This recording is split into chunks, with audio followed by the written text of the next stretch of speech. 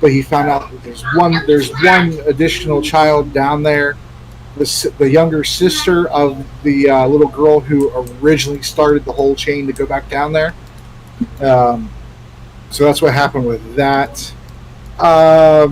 Fox went and got Amelia and the belongings from the inn. You guys are checked out of the inn, and that's all resolved.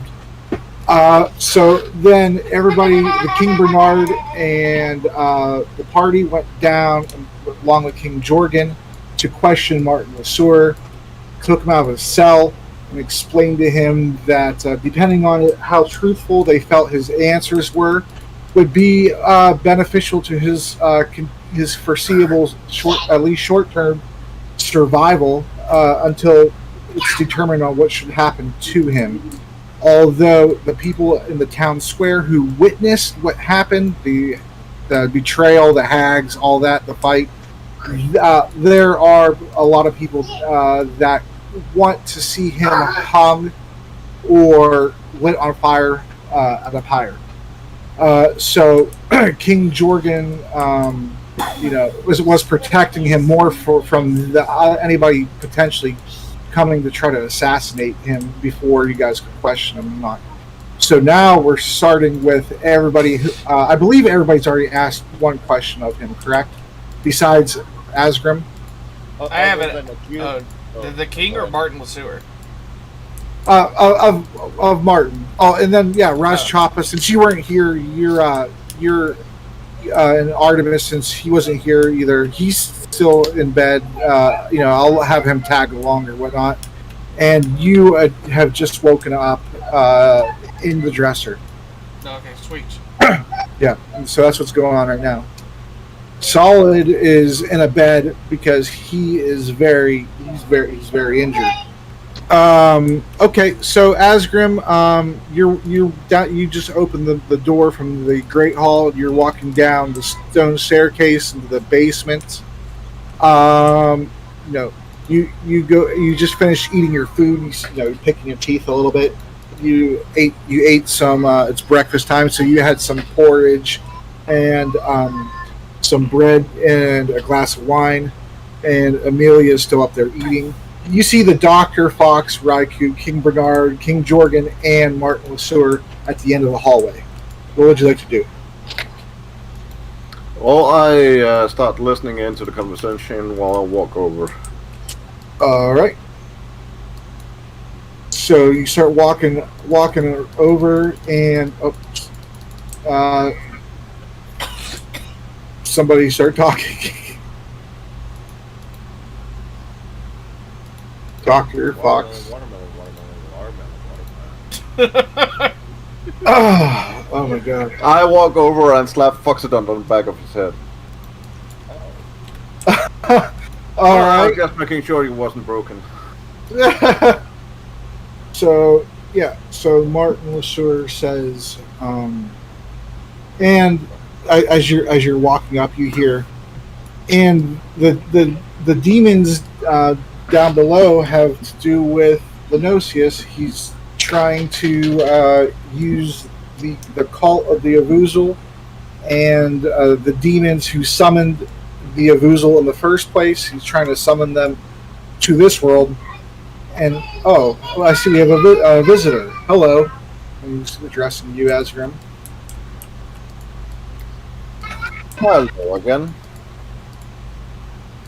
Looks at Doctor and then looks at Asgrim. Just has a pissy face looking over at Asgrim.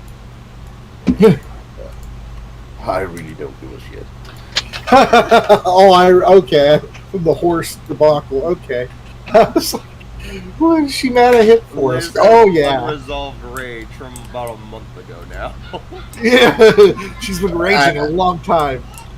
Asgrim really don't give a shit. Like, really. Barbarians are envious on how long you can rage.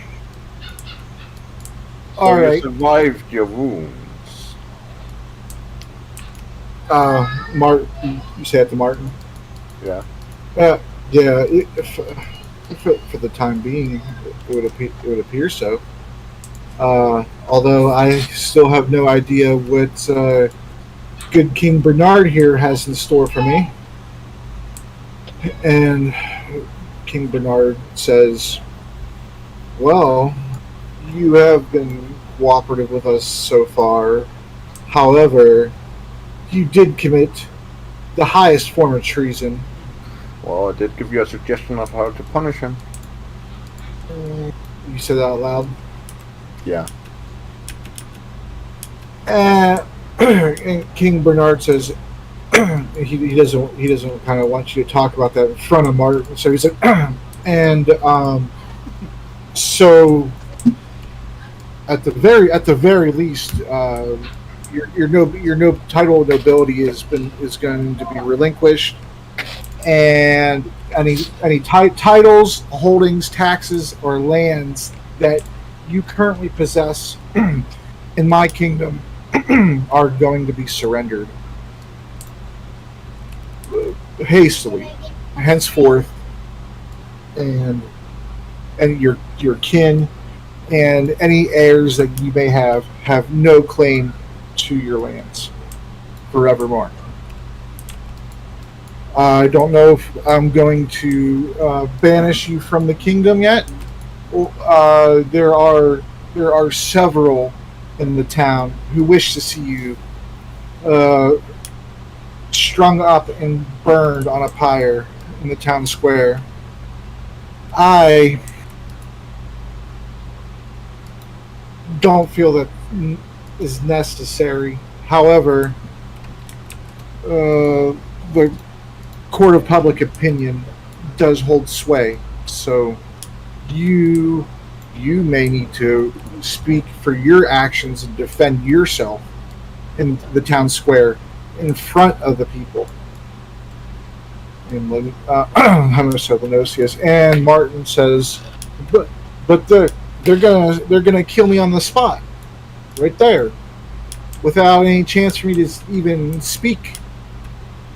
And King Bernard looks around and says, I don't think that's going to be a problem. There's more than enough guards and these kind folks here to make sure that you are not killed before your time, whenever that may be. And Martin says, well, I must answer for my crimes and try to atone for them, and that is why I'm being as truthful with information as I possibly can. Sir Asgrim, did you happen to have any questions for me? So you said the demons was also connected to Lanosius, and he was trying to summon them down there. Where down there? And Raz Choppa, you can start walking out the room now, by the way, and go wherever you're heading to. Nice and restful, so I leave the room. Okay. Do you have anywhere specific you're heading? I have no idea in character where anybody is, so I'm just gonna kind of go to the throne room and see what's going on. See if there's more cheese for you to pilfer? Well, I'm gonna assume there is none more of that. All right. Okay, so you're heading down to the throne room, and as you do that, Asgrim, Martin says to you, I'm more of a middleman. You may think I'm higher up in this chain of treachery than I really am. I know of the plan. Not terribly too many specifics, I'm afraid. I do know you're of no use to me or to any of us here, so I say deal with him as fast as quick.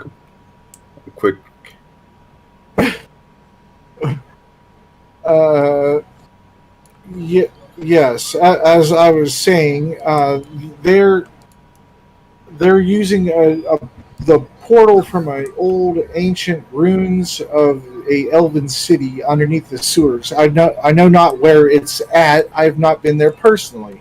I start walking away when I've said that. I really don't give a shit. If you can't tell me where, then I walk away. Okay, then. All right, so you're starting to walk away. Anybody, Dr. Fox, you notice Asgrim walking away. Rather, are you upset, or how's Asgrim feeling right now? He's just indifferent. Like, he's literally, like, he has no useful information for us, so I'll walk away. Okay. I mean, out of character, he provided a shit ton of information. Just Yeah, but maybe- none that wasn't already known to us. Okay. So, Ras Choppa, you get to the Great Hall, and you see that there's a few guards there patrolling. They're kind of talking amongst themselves, really. What are they saying? Okay. So, which one do you want to? Jamie and Robert. That's a coincidence. Jamie Lannister and Robert Baratheon are talking over there. That's a coincidence, I assure you. And Jamie, he says, so what do you think's going to happen to us? And Robert's like, I really don't know. We were just kind of following orders. We were tricked too. I didn't know we were on the side of the bad guys. I have absolutely no idea. Soldiers, man. We're friends one day and then fighting each other the next. That's just our lot in life, I suppose. And they notice you walking up. Hello. Did you enjoy your sleep? You got some rest, I trust. Yeah, got all kinds of shut-eye in there. Say, you guards seem like a confused lot right about now.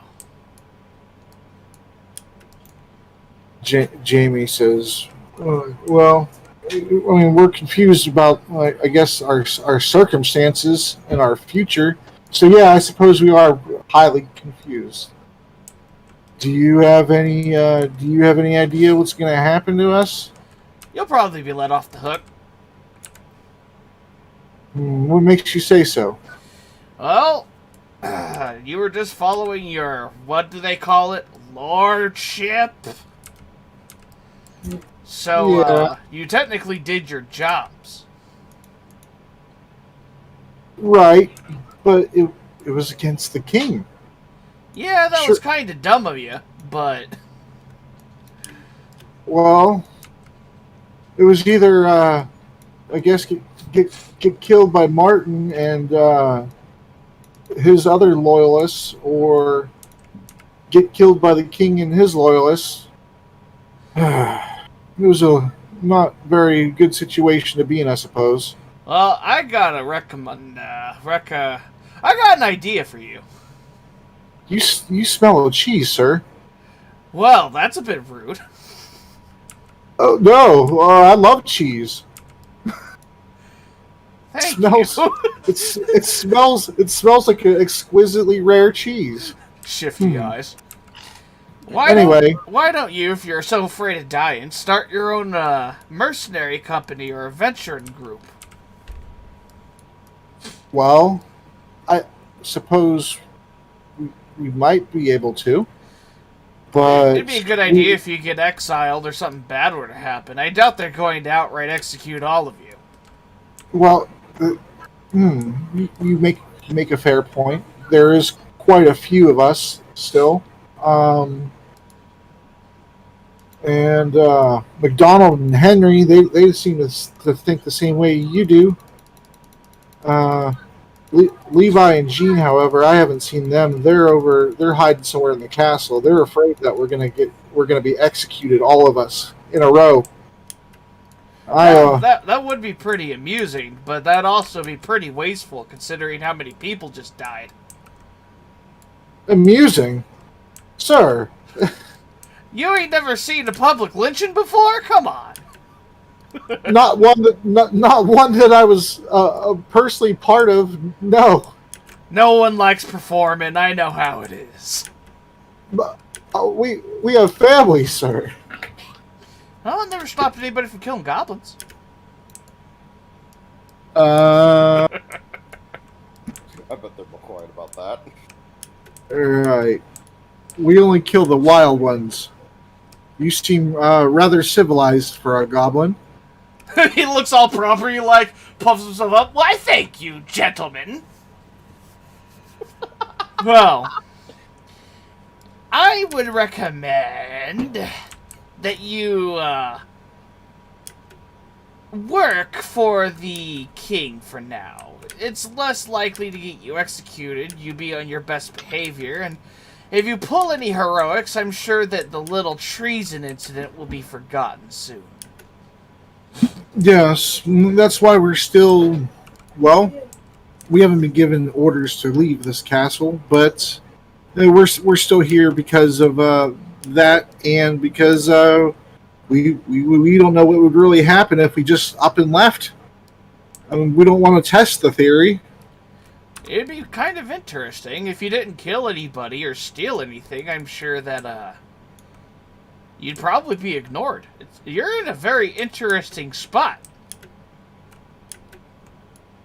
Well, the warm fire warms my fanny. All right. Have you seen my friends around? Yes, they went down into the basement to question Martin. Ooh, Martin that sounds was- like fun. He's down in his own cell. We were instructed not to be allowed to go down there, but since they're already down there with the king, I'm sure that you're allowed to go down there. All right. So he'll just go down there. All right. As he's walking down, Dr. Fox, Raikou, do you have any questions for Martin, or either the kings, or for each other?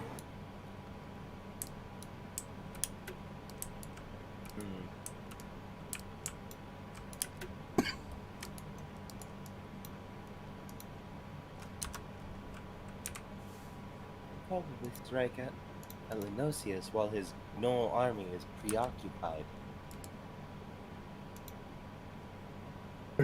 Who's Raikou saying that to? Just out loud as a thought, or Fox and Doctor. oh, okay, The Doctor, mostly. okay. But it, of course, it's loud enough for the kings to hear. Yeah. So, Dr. Fox, do you have anything So to say? she literally gave additional information to Martin Nasur out of no reason. What now? So she gave additional information to Martin Nasur without reason. Oh. Oh, yeah, because Martin's there. Well, he's not really in a position that he could do anything about it. He's still really injured. He's not. No, but it additional gives some additional information, and that can be used as a bargaining chip. Yeah. Well, that's what she said. So. Like, Raikou honestly thinks that he's gonna get hanged by the end of this, but she doesn't care. Okay, that's a valid point. So Fox, Doctor, do you have anything to say to what Raikou just said? We can this more.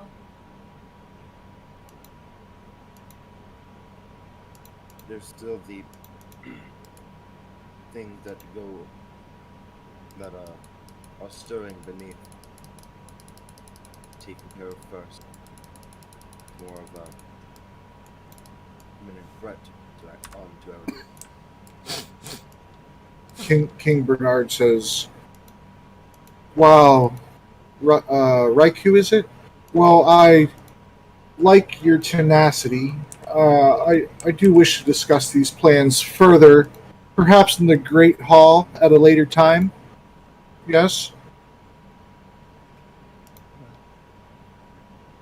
Raz, as you're walking down the stairs and go turn the corner, Asgrim is going to walk up the stairs.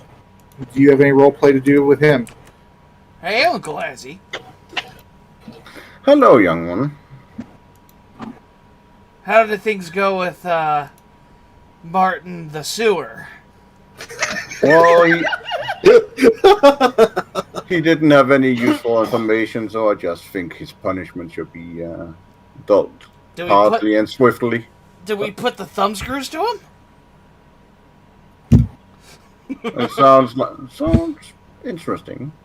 We might need to find some, though. I always got some arrows.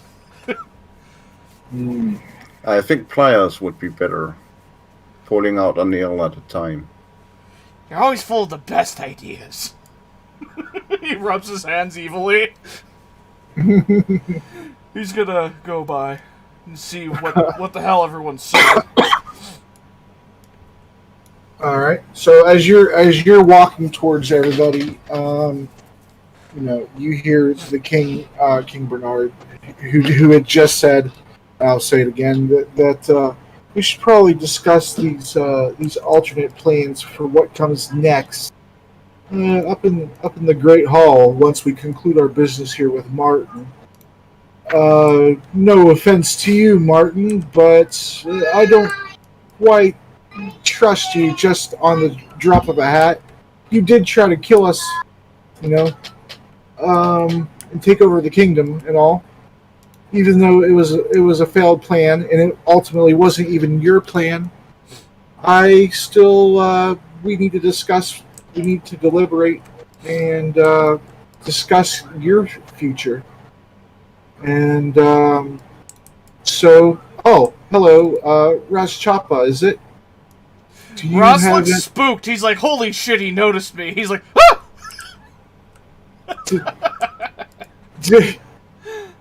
Did you have any questions for Martin the Sewer before we put him back in his cell and then deliberate in the Great Hall? Yeah, I got a question. So, did you know that she's a hag when you diddled her, or what? I should say not. So you were just a nefarious, scummy bastard then. Respectable. Yeah, I guess. Right. So how did it happen? He doesn't really know how to. How did you meet her? Like, did she seduce you? Tell me more about these hags. King Bernard is kind of looking like his face is getting a little bit red. We've been encountering a lot of hags by the sound of it. I think there's some sort of connection. I want to know everything you know about them. Where did they go at night? Who were they talking to? You say you know things. Well, if you're the middleman, who's the boss? The boss would be Lenosius. He currently is residing in my former residence, the Ram Fort. So does that mean he has sway over all them red blokes?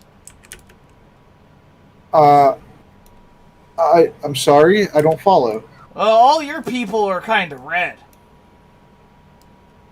Oh, I thought you were talking about red in appearance, not in uniform color. Yes. Well, they're paid by myself, although, as King Bernard just informed everybody, I am at the very least surrendering all of my lands, titles, taxes, holdings, and so I will not be able to afford or need them anymore now that I'm no longer going to be nobility. So who's paying them now then? Well, I mean they're paid up through this week, so they're still my men for now. And then afterwards, as soldiers do, when the money dries up, they usually go about their business and find new opportunities, I suppose. So, King Bernard says, yes, I have not decided what to do with them either, as they are culprits and they are responsible for bloodshed. However, they are less responsible, I feel, maybe, than perhaps you are, Martin. And I feel like you were duped as well. And it's a very complicated situation because you did commit adultery with my wife, but my wife was not my wife. So is that really adultery? These are questions for much more intelligent men than myself, I assume. Your Majesty, some of the guards are anxious and worried. Looks over at the doctor. Anxious means afraid, yeah? Nods head. I'm getting better at this. Ugh. They don't know what's gonna happen to them, and they didn't do anything, fancy. You know what I mean? Well, And we did just lose a lot of men. Maybe Yes. it'd be good to hire them in Martin's place. Well, we do have a high need for guards in the city, as most of our men have went to fight the slavers of Barrymore. There's just one problem. With, See, with- I was a lasher back in the Goblin tribe long ago, and one thing we liked to do to people when I was part of them is we would take their families and threaten some workers, you know, because a lot of the humies and elves like their families a lot. So if they didn't work, we'd poke their families a bit until they leaked a little. If Lenosi somewhat luscious, yeah, if Luscious has all these guards' families, that could be a problem. can somebody tell me what he's saying? The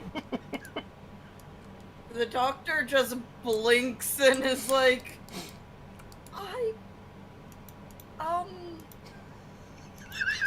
Wait, what Ross? Did you say? All right. translated left. So these The people, king- right? Like kind of like gestures towards where the guards were outside. They got families over in his town, right? Presumably. So I do not know every guard rank and file. So well, Luscious probably does, because he seems like that kind of a dick. So, if these guards don't do what he says, it is possible he might murder some of their families. the king says to you, I can't believe I'm about to say this out of character. The king says to you, I'm sorry, I'm not familiar with this luscious dick that you're speaking of. Ross just kind of blinks and looks over at the doctor like, I tried. And those guys die, it's not my problem.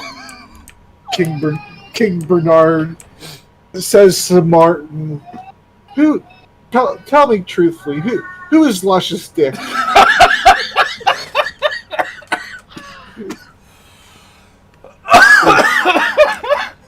And Martin's kind of blushing, kind of like,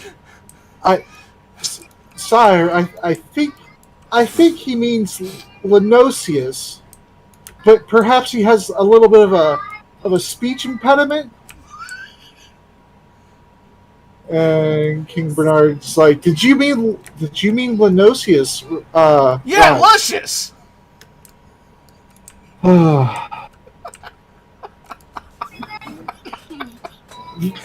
I'm like crying over here. The- So wait, how do we know that Lenosius, he's luscious? Luscious Lenosius. No. He sounds like a WWE wrestler now. And luscious Lenosius go has from the elbow. Oh my god. Okay. Go ahead, Doctor. Sorry. I'm not. No.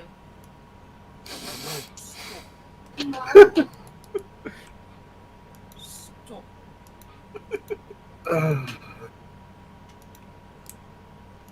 You're going to confuse yourself further. So, as you were saying, Ross, you wanted to know about the hags. Yeah. Well, Everything you know. I know. Martin says I know that hags traditionally have a origin of the Fae in them. I know that those two hags, I had no idea were hags, and I've known them for, let's see, 12 years now. And so that must be very powerful magic to hide their true presence, their true appearance for such a long time. And I'm sure the fair King Bernard here had also no idea. King Bernard kind of puts his head down like he's embarrassed that he had no idea, but he shakes it. Like, yeah. Alright, I have an OOC question. Yeah.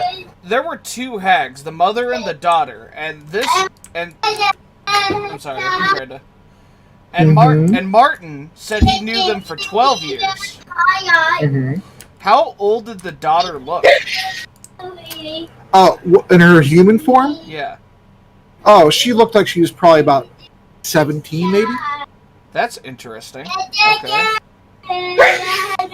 Between 17 and 19, probably. So she's like a very young adult. You know, still like a little bit of an adolescent. Hey, what are you doing? Now's not the time to be singing and dancing. Callie is making her own band over there. Yeah, she's getting it. She's like, oh shit, Daddy's doing D&D on the microphone. I better hurry up and start being annoying. She's like, you know, and then the bards come in and start singing. sing Lenosius or sing Martin so are off to the pyre. Yeah. So there is a chance then that we killed the king's legitimate hag daughter then. King Bernard says. I mean, I didn't say that in character. I'm just like, huh. Okay. All right, so. Out of character, I'll just tell you that King Bernard has already specified that was not his natural born daughter. Oh. That was the queen's daughter prior to them being married. Wow, that's interesting. Huh. Well, okay then.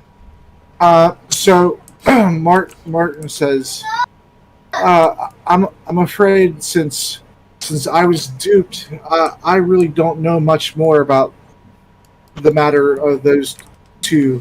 I do know that hags traditionally, if there's more than one, there's at least three, and that's probably as much as I could tell you. Whether or not they were always here, or they assume they beg your pardon, King Bernard. but whether they assumed the identity of already existing your existing wife and stepdaughter, or if they were always them, just in disguise, is not that's not of my knowing, unfortunately. So, how does how does Luscious know about all these hags and things? Also, I think he knew the Knolls? Yes, Martin says yes. I can tell you of the Knolls. See, Lenosius was after a cult from Mordavia called the Cult of the Avuzal. And I believe they started off with altruistic motives, and then slowly succumbed to demonic infiltration.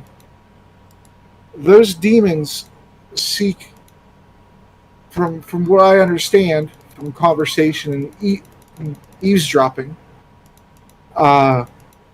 Lenosius is trying to broker a deal with the demons in exchange for an ally or allies. It appears his goal is to. This might sound absurd. It appears his goal is to take over continent at a time, and then transition power to the demons to cause this world to become another layer of the abyss in exchange for eternal darkness, so that his wife Katrina may be able to walk around freely without ill effects from light and the sun. Then I just got one more questions for you. Why did you go along with this? Weakness, I suppose. Lenosius wasn't always the evil bastard that he is now. Something changed within him. I know not what, but he has way more powerful allies and contacts and money and resources and land and titles than I ever did or ever would, and looking at King Bernard, ever will again. So I was afraid for my life. I wouldn't say he was my best friend, but I have known him for several years now. I'd say almost probably two decades of time. And something happened about a decade and a half back that just changed his personality over time. And he slowly became obsessed.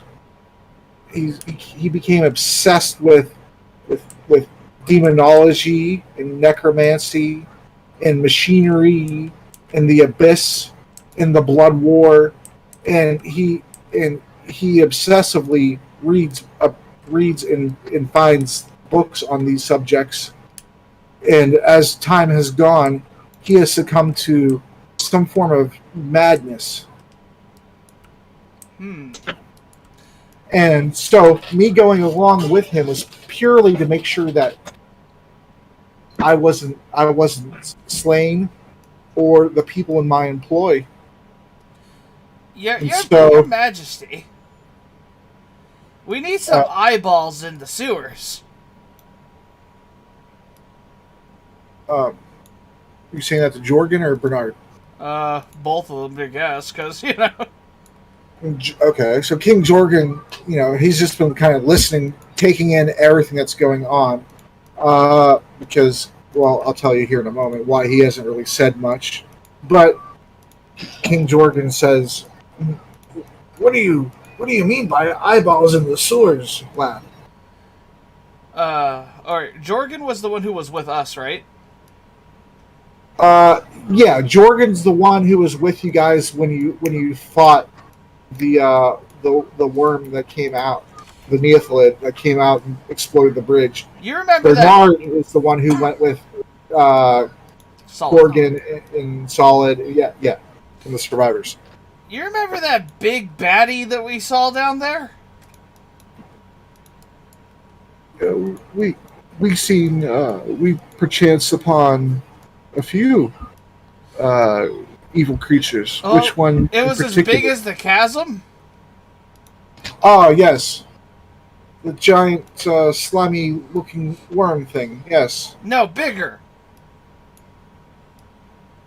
The demon. Yes. Are you speaking of the demon itself? Yeah. We don't know where it is. It's looked to be close to 20 feet tall. I mean, I thought it was bigger because you were describing it like coming down the chasm and like all huge and stuff. well, that is huge. I mean, It's not. 20 feet is a lot smaller than I imagined it. oh yeah, It was 20 feet tall on its fours. yeah. Especially compared to you, you're what, like 1 foot flat. I mean, yeah, but It's like 30 Rosses. Yeah, but still, like compared to the purple worm, I thought this thing was like super big. You know, if it's just like how tall is it?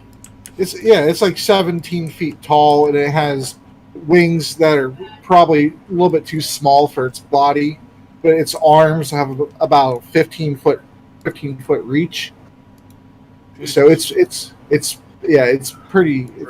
It's still pretty fucking big. It's sizable, very sizable. Yeah, it definitely weighs over 1,000 pounds for sure. Oh, so I can still carry it. Cool. Maybe. Maybe we'll see. We'll see when we get there, buddy. All right. Well, it sounds like we have to deal with this thing because that sounds like Luscious's plan.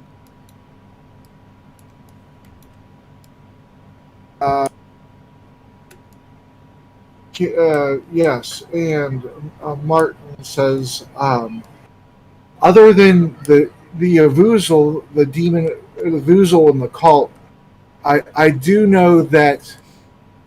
I don't know if he had personal contact with, but I do know that he consorted with several, well, at least 2 high-ranking demons that I know of. What are their names? Yanagwe and Zugmoy. Looks over at Doctor like maybe she knows who the hell Zugmoy is. Like, we've heard it in Nagwe. And Zuckmoy? Mm-hmm. Okay. Yeah, I the can demon, completely the demon lord of fungi. Is it Nagwe or is Zuckmai? Oh, that's Zugmoy. Zanagwe is the freaking the creator of the Knolls. Alright.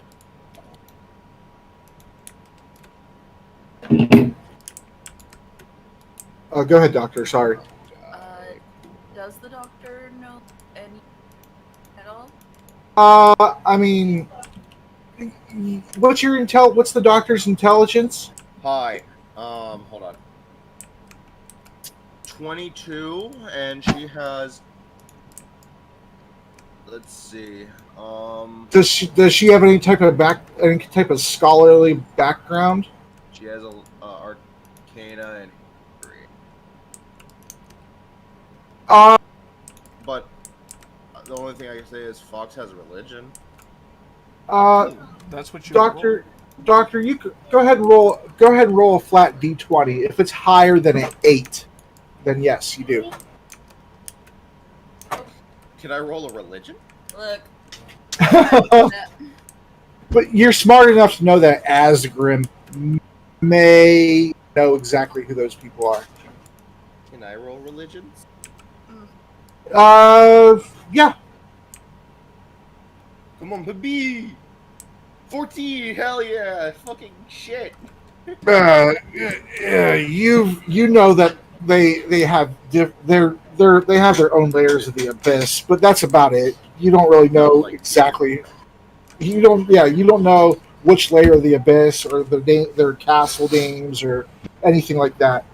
You know that they own their own layers of the abyss.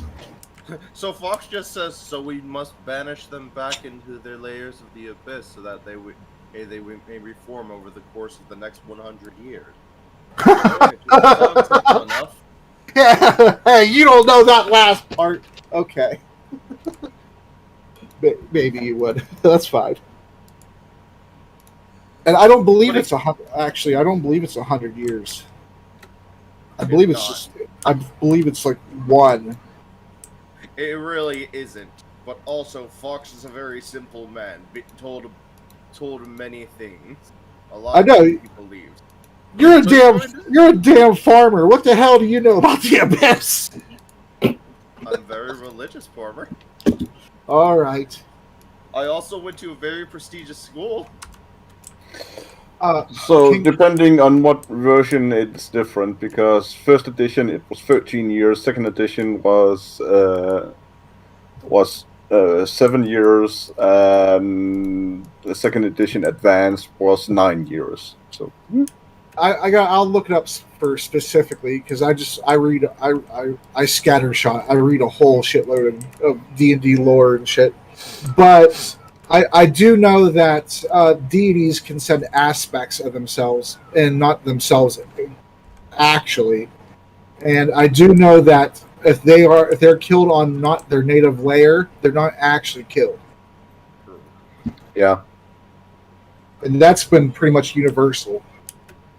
and that's been the big issue because not a lot of people go to the lair. Yeah. Of their best to Well. But also, there's also been the back way that they could actually go to another plane of existence and then find a portal there and go to the one they were just banished from.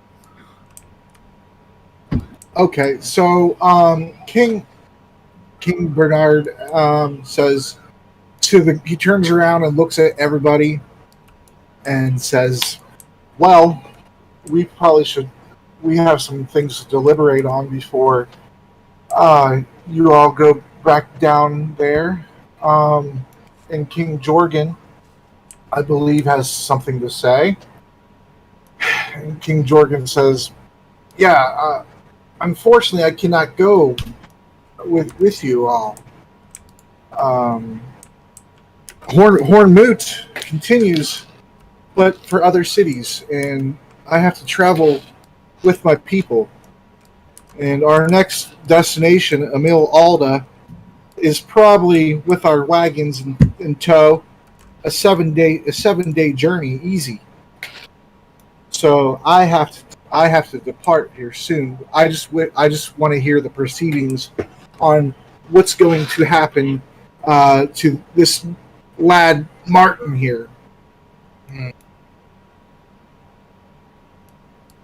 And I feel we should go deliberate in the Great Hall and take it to a vote. Since you've all helped capture and resolve the situation, and your friend Asgrim went off to in Raz and Artemis. Since you all went off to talk to the Gnolls and parlay with them, I feel you're all entitled to vote too on what should happen to Martin beyond what the King Bernard has already stated about him losing his titles and his lands. But as I said, unfortunately, I don't have the time and I cannot stay and accompany you back down there for another extended journey. As much fun as it was, I'm weary. I need to get a little bit of rest before I can travel out with my people. What is she crying about? God. All right. King Bernard says, Chosen. that sounds like a fair plan. What say everybody? To the Great Hall? All right. Ross just leaves. All right, Martin. I'll escort you back into your cell now. And King Bernard, and he says to Jorgin, okay, well, you guys are gone now, so I guess it doesn't matter. He says something as you guys are leaving. What do you want to watch, Tyler? No, I'll still tell you because it doesn't matter really too much. But yeah, so King Bernard You want says, to watch Mickey? "Friend, before you take off, depart with your friends in tow and your clan. May I invite you to eat at our table and eat your fill and drink before you depart." And King Jorgin says, "I will never turn down a meal, especially a exquisite castle meal. I'll be back up at in the Great Hall." And he says, "Martin, don't do anything stupid." And he's following you guys up. King Bernard escorts Martin back into his cell and tells him to, kind of, I guess, ironically, since he has nowhere to go, wait here. We'll deliberate and we'll let you know as soon as possible. I will not let your suffering linger to your thoughts. But just know that if you try anything and escape, if you have somebody try to rescue you, anything, if you draw any type of weapon or leave this cell, you will be executed on the spot.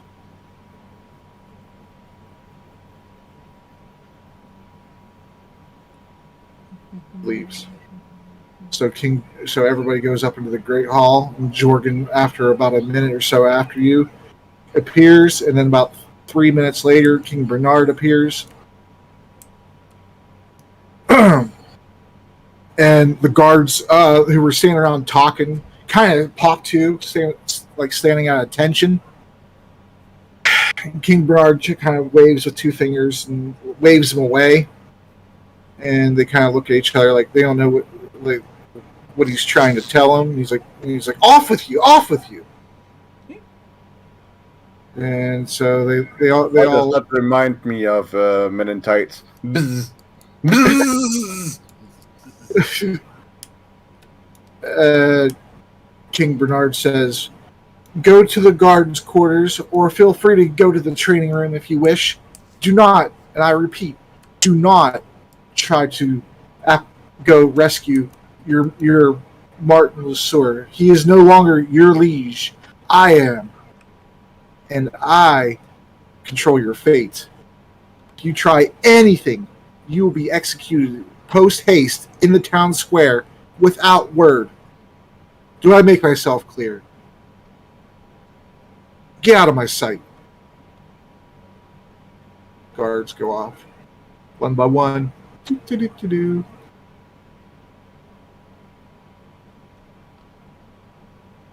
And he goes over to the balcony, and he leans over the staircase banister. And he says, "Did you not hear what I said? You too." And the two guards up over there, those are the ones who did the most damage and almost fucking ended his life. They skedaddle up the stairs. Hey, get the fuck out. All right. Now, then he says to all of you, really, where are your other comrades? They also get a vote if they wish to. Unless you happen to, if you know with confidence on what their vote would be, you can feel free to make it for them. And so he goes back to his throne and sit down. You notice he kind of has a limp in his step. And King Jorgin is standing over by his side, and Bernard says, feel free. Take either one of the thrones and sit. Have a seat. Our servants will be cooking dinner shortly, and we will all have feast before the party ventures back down into the Underdark. And Jorgin takes the throne. Right. And go ahead. Right to ask the doctor. Shall I go and get Mr. Asker? I will go see. Raikou will go search for him, which Oh, I didn't see him underneath Amelia's name over there. Sorry about that. which really she just goes up the stairs, looks in here first, and then it's like, oh, there you are. There he is. What are you doing in there, Asgrim? Uncle No, Azzy? I've been talking to Amelia about what she wants in life, like figuring out how I can assist her getting on while she still helps us with the duties she's. You want to roleplay that or no? We can. Go ahead. Ask your questions, and then I'll go ahead and respond for you. Well, as I come in and sit down. So, I mean, you are now to part of this, or my company by doing some services for me, but that also means I am responsible for helping you do that to the best of your abilities. She's eating her food. She's eating her food in between mouthfuls. She's opening her mouth to talk while she's still eating, and like speckles of bread and things are coming out of her mouth. She says, and I appreciate that you all took me in off the street, but this is already more than I could ask for, being in a dining hall of a castle, eating good food.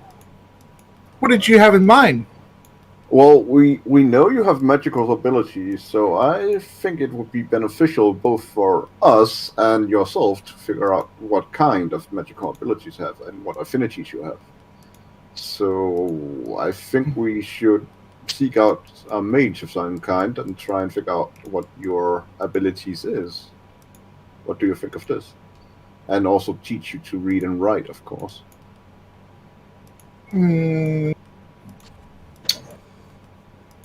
Out of character, did I ever say she didn't know how to read or write? We asked her multiple times if she could read different things, and she said no. I thought you tried to have her do different skills. I didn't know you had to. I'm not editing that portion of it yet. I'm not that far up yet, so I didn't get a recap of it. But we asked her about skills, and then we asked her about if she was able to read and write, and she said she didn't know. So we placed a book in common, one in Dwarfish, one in Elfish, and then we placed a magic spell in front of her. And she, if I remember right, you said she couldn't read any of it. Okay.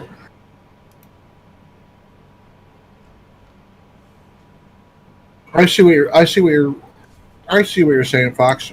Maybe it depends on if you unlock her skills. This is me. And she says, "Well,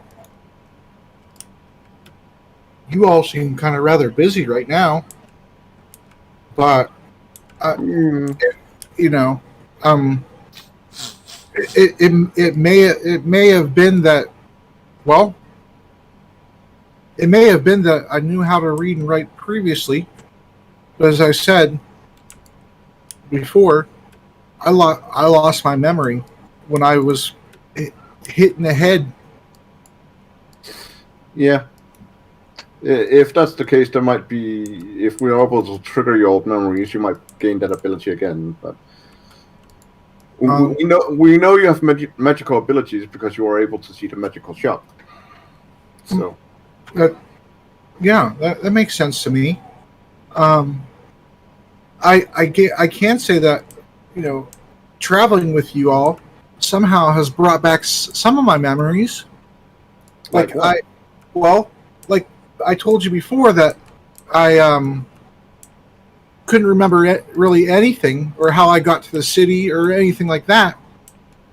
But I do remember the orphanage in Lycia, and I do remember that it was caught on fire, and I do remember, trying to usher out some of the younger children, and I remember a large wooden beam fell on me, and then somehow I don't really remember a large period of time after that, but somehow I ended up in this city, and I didn't know really what to do besides become a baker.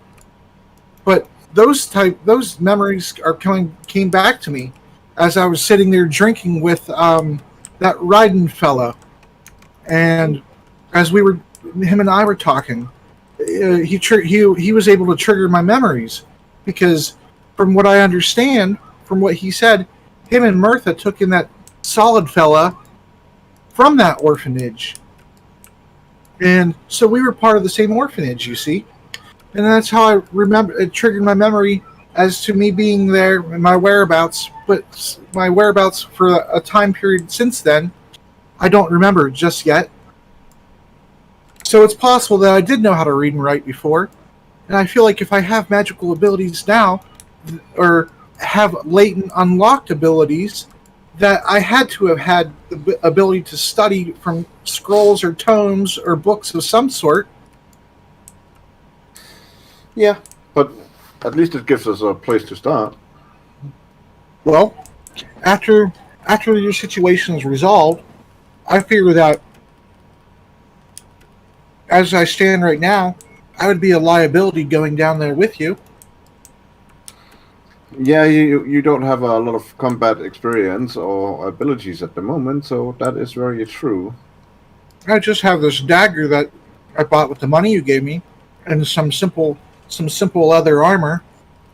Yeah, it's good to have some kind of defense on you. So I could probably. I mean, if it's okay with that King Bernard, I'm fine staying. I'm fine staying here. I could help. I could help with the help with the servant quarters and making beds, and maybe learning how to cook better from the chef, things like that. Yeah, try and make yourself as useful as you can here. That's not a bad idea.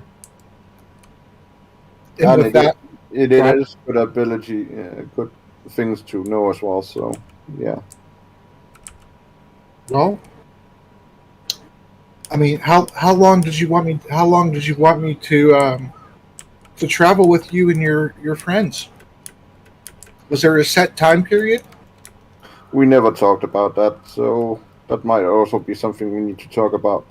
But as of now, let's just say until it's no longer beneficial for all parties. Oh, I see. Oh, well, I'll try to make myself useful in your eyes then.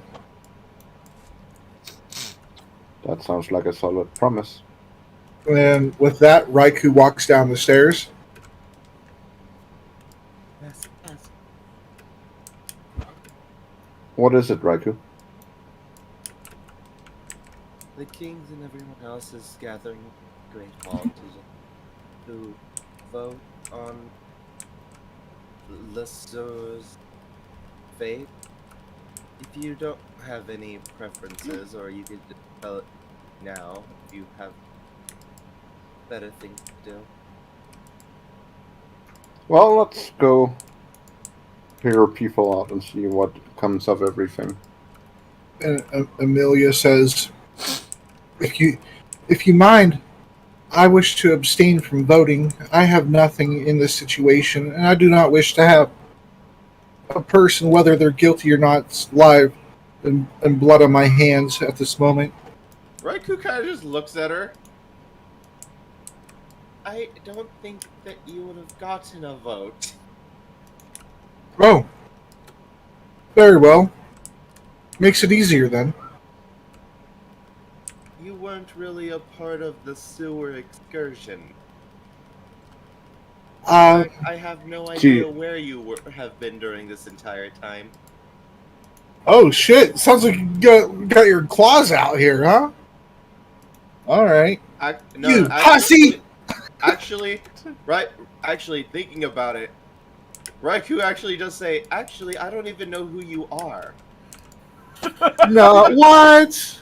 Because She- remember, she wa- Raikou she- came in the middle of met with everyone in the crowds of Hornsmoot. Not she wasn't there when the doctor invited her into the inn. She really doesn't know who this woman is. Oh, so Amelia says to you, "Oh, pardon me. I thought you were just the chambermaid coming to attend to Asgrim here." And she kind of gives like a little bit of a bow, you know, and she says to you, "Well, I was a beggar on the streets actually, and the doctor heard outside the inn that I was being bullied by some ruffians in the street, and took me in. And after a conversation with the group, Sir Asgrim here decided that I could come along and tend to the camp, make the fires, help set up the tents, and take them down. Um, and I mean, I don't have much combat ability as of right now, as I had lost my memory recently. It's slowly coming back. I was hit over the head by a large wooden beam, you see, at an orphanage that was set on fire. And so I've lost my memory. But I'm trying to make myself useful to Asgrim and to the group. And I will travel with you, at least until I get back more of my memory. I don't know exactly if I have family or if I even have children, perhaps, or a husband. I have absolutely no recollection of that. I don't even know who I was in the orphanage. If I was an orphan or if I was a caretaker, I don't know. I'm sure if our little party becomes curious enough, they will try to uncover. Master Asgrim, so she's a footman? More along the lines of a clerk/assistant right now. Very well. Yes, I'm willing to do several of the mundane activities, such as go to the general store, procure rations, and make sure everybody's armor is attended to. When we go to cities that have an armor smith, I can bring everybody's armor to them and pay for them to be repaired, or set up camp, the tents, and I can even assume watch if you want me to, with somebody else preferably. But as I've seen, you guys do watches in groups of 2, so I could be one of those 2. Anything that I could do to help. Very well. It is a pleasure to meet you. I want some of that. Amelia, Raikou, Amelia. Coincidence. My last name's your first name. Yeah. No. Pleasure to meet you, Raikou. She comes up. She kind of comes up to you. Not even very tactfully, and she kind of you can bat her away or whatever if you want to, but she touches your clothing and stuff, and then she looks down and she says, "My, you're well endowed." Thank you. You are handsy. I would have gone with the phrase blunt. Well, Sir Asgrim, Be nice. I'll continue eating, and I'll clean up our space. You go ahead and do your voting or whatever you have to do. I'll be around.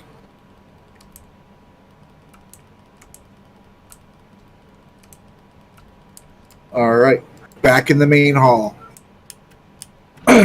King Bernard says to everybody, "Now, this is a delicate matter. What to do with Martin? For the time being, I very much believe that he is safe where he is now currently. However, we need to resolve what to do with him before the peasantry just comes to the castle gates and demands his head. So, with that regard, and the goal being his safety, despite everything that happened, and taking into account everything that has happened, and him being double-crossed also, what say you for voting on and what his punishment should be? First off, we'll vote on should we let him live, or shall we bring him to the axe? Doctor, you first. Hey, that's not a drum. That is. Where else? Live. Okay. Let me write these down. Did you just say live, Liz? Yeah. I didn't hear you at all. Take it. Go sit back. Yeah, I did. All Sit right. Back there. Raz Chapa. I say we let him live. Alrighty.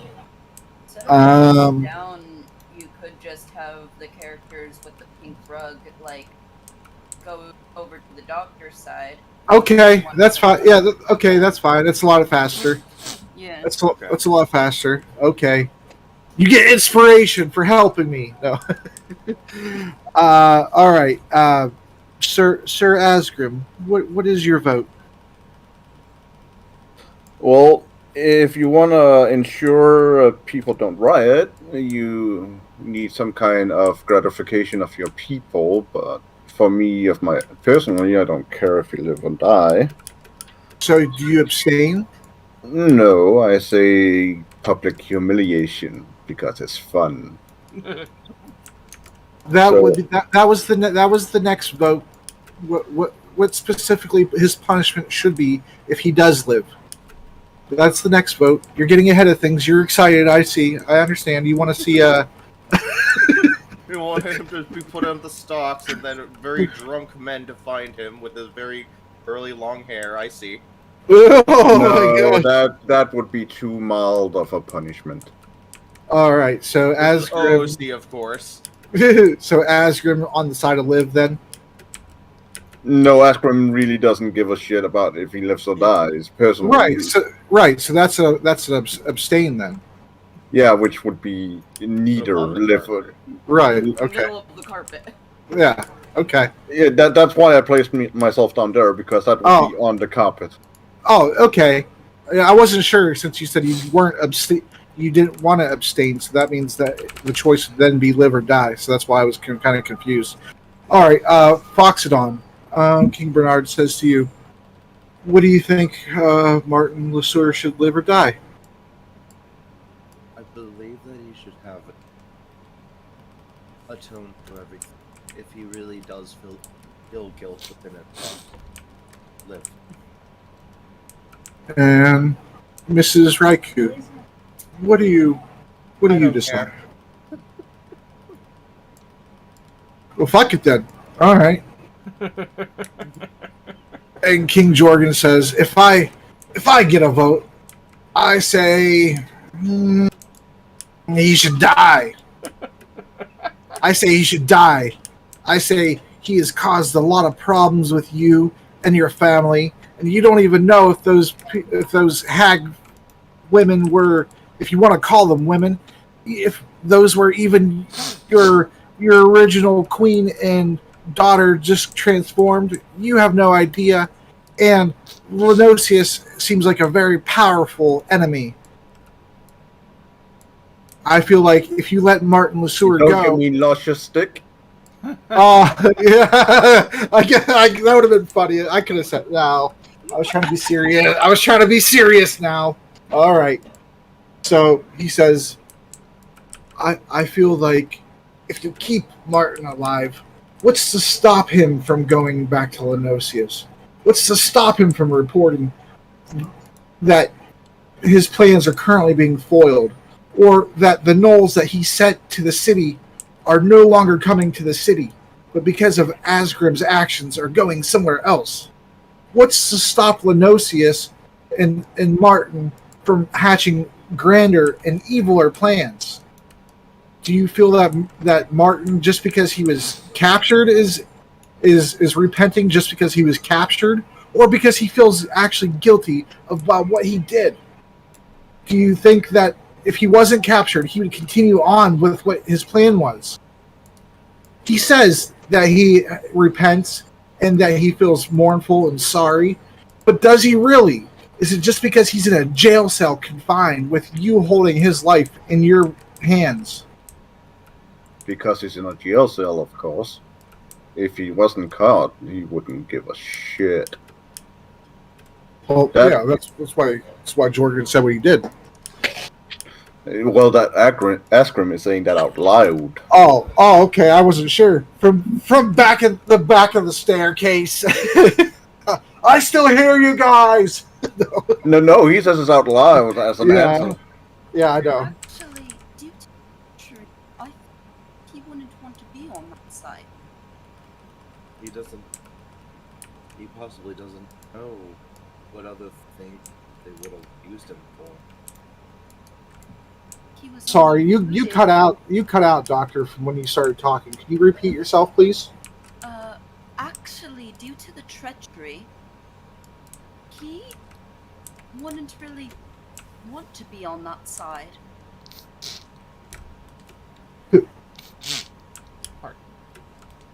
Who? You don't think Jorgin would want to be on the side to kill him? No, Martin.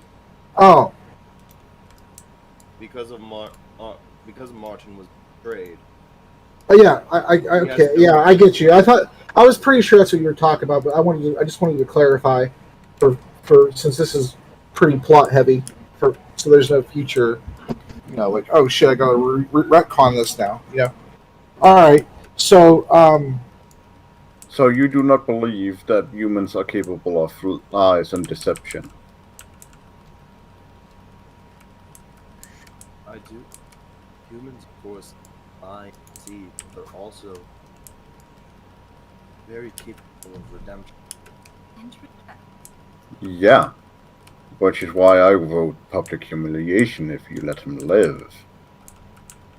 Personally, I don't give a shit if he lives or dies. I just see how we can benefit this kingdom and give the population some kind of gratification, knowing that a nobleman also gets punishment when he does wrong. King Bernard says, yes, even the highest of us receive punishment, even though I am the king and I am above, all. I don't consider that. I was an adventurer, just as you all were. If I do wrong, I censure myself. I deprive myself of certain pleasures, such as the best wines and the best things, even though I can afford them, if I do something to harm my people or they feel that I've wronged them in some way.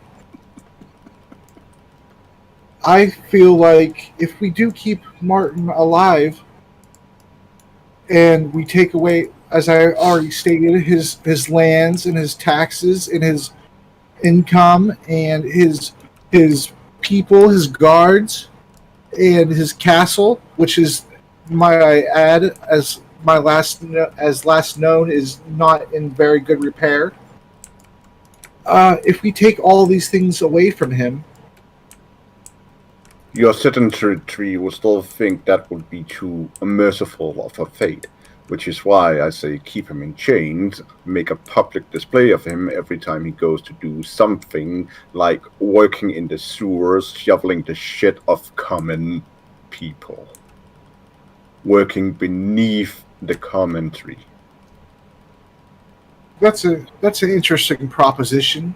I was going to say we could escort him out of the kingdom and on a boat somewhere else. Make him somebody else's problem. But yes, Your sedentary would not take that as a proper punishment, because if they did anything like this, their punishment would be death. What is worse than death for nobility? That would be public humiliation. I like the way you think. We could always fake that. For if he was to suffer some type of indignity, such as shoveling the offal from the sewers and going down there with the shovel and wading through the muck. In chains, with people to keep an eye on him so he doesn't try to escape, of course. So he doesn't return to Lenosius, if that is what he intends to, because I think he could be lying, that his loyalty has never shifted. He's just saying what is necessary to survive. Yes, you and Jorgin think alike, and I also am on the fence, so to speak, but I am leaning that way. That while what he has said so far has been truthful, I feel like he may know more than he has said. I don't know if it's for his own protection or for Lenosius's protection. I've never, to my knowledge, have met this Lenosius person. But if he's as powerful as Martin proclaimed, not him specifically, but for the influences and contacts that he does have, I feel like our kingdom yet is in danger still. His plans to take over Coventry and use Coventry as a base of operations on this continent must fail. We cannot be entangled in any type of situation, a conflict such as a world-spanning conflict that would cause our way of life to cease to be. If we became a layer of the abyss, we would all be slaves. Within a week, everybody on this planet would be a slave. This world. The unlucky ones, the lucky ones would be dead. Yes. The unlucky ones would be dead. Or raped. Or tortured and raped. And then dead. But they all are not of any good consequence for anybody. And so it is imperative that your mission succeed below the sewers. To that end, let us away to my vault. I do have something to say. I was waiting for the second thing.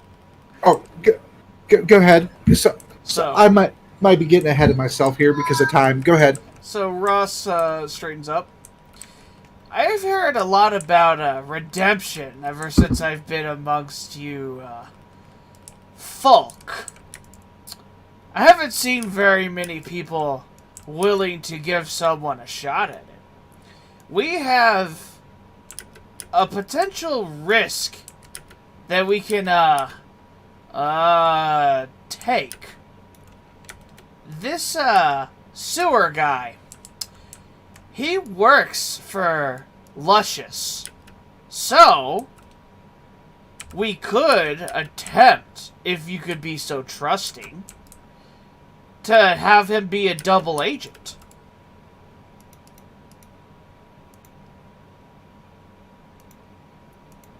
You mean a test of faith? So Well, literally give him the option to escape to see what he does, and then have some kind of some people following that are very skilled at staying unseen, or have some kind of mage place an enchantment on him so we would always know his location. yeah. Yes. King Bernard says, yes, I too am interested in exactly the manner in which you speak. Do you intend to let him freely go back to Lenosius and then come back and report to us? Or do you mean to set him free of his bonds to see if he goes back to Lenosius? Oh, I would say to send him to to Luscious on purpose. That way, we have somebody on the inside. When are we going to get a chance like that again? If he really does, assumedly, want to repent, or if he really does think that our side is just and doesn't want the Abyss to rape everybody, then maybe he'll work for us. And if he doesn't, well, we could always get him again. That is true, but then we're gonna have the issue of the citizenry in this city feeling ignored and not getting their justification when it comes to punishment of nobility. We could always lie to them. We could make it look like we're punishing him. That we can, but if that is ever discovered, that's a whole nother can of worms. If is ever discovered. The king says, what I would propose to do would cause the least chance of revolt. That is what I wish. The least chance. If there's a chance the peasantry wishes for his head and it's not delivered, and then he's also let go and it's discovered, whether openly or through other means, then I may well put my head in the guillotine. There is another way. What is this other way? We can let him go ourselves. He is sentenced to help fight a demon underground. No commoner, no person would be willing to go down there knowing that the threat's still at large. You send him down there with us, and we come back without him. He could have escaped during the ensuing fight. He could have been captured. Many things that could have happened. I know it's very underhanded, but they get what they want. No, they really don't, because that gives them the ability to theorize that he is still a turncoat and just went over to the other side at the first opportunity that he gets. It does really nothing. If he's ever spotted again, though, we could always lie and say that the demons brought him back. No, because the commentary would literally think we gave him the opportunity to escape by taking him down there. It would not serve any purpose other than create a greater rift between nobility and commentary in this kingdom. King Bernard says, that is a very devious and insightful plan. However, no one will buy that he's going down there to fight. He's still in a very bad condition. His wounds. I mean, he almost died just yesterday. His wound. He is in no condition to fool anybody that he could fight anyone. Let alone for all of us to assume that the citizenry is going to fall for it as well. Do you agree? Do you not agree? I mean, he just had lacerations on his throat that were almost deep enough to have him bleed out. It's a miracle he can even speak. I thought his voice box was punctured. I thought he was going to be a mute for the rest of his days, however short or long they may be. But do you really think, with his battered armor and his internal bleeding and the large wound that he still has on his throat that has been sewed closed now, do you feel that this would be convincing enough to the citizenry for him to go with you and then for you to let him go and let him know the route to go in order to escape their gaze.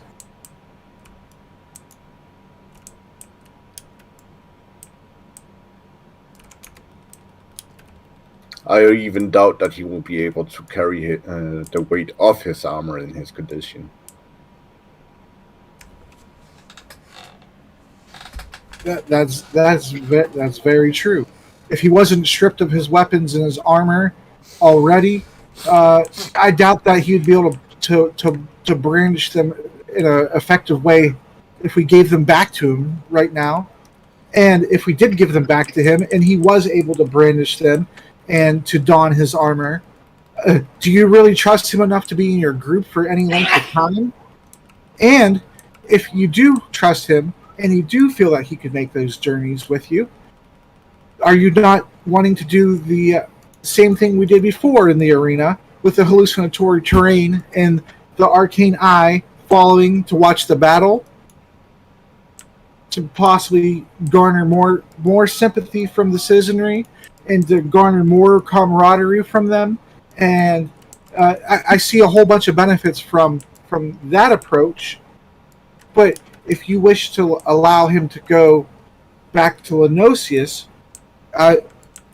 your group has done enough for the city so far, and you're called on once again to finish this demonic incursion underneath the city before it gets too out of hand.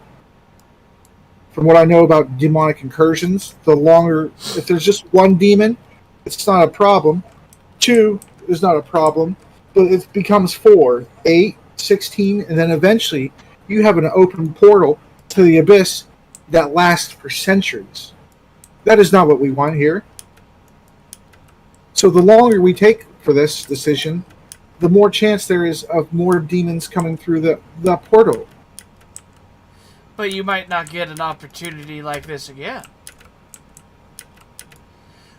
Also, if we do the double agent thing, it might be best to cause a rift between the citizenry. Because if you send him back to Lenosius, you have to fool Lenosius. Sorry, Luscious. Yeah, but then we have the issue of the king risking his neck. Well, is he valorant enough to do so? Looks over at the king. That is not the issue. The issue is that many of the citizenry will die in the revolt because the king literally has to look the part that he's actually fighting against it, which in turn will hurt the kingdom even more. The objective right now is to save life and create loyalty and satisfaction. I thought the objective was to kill Luscious.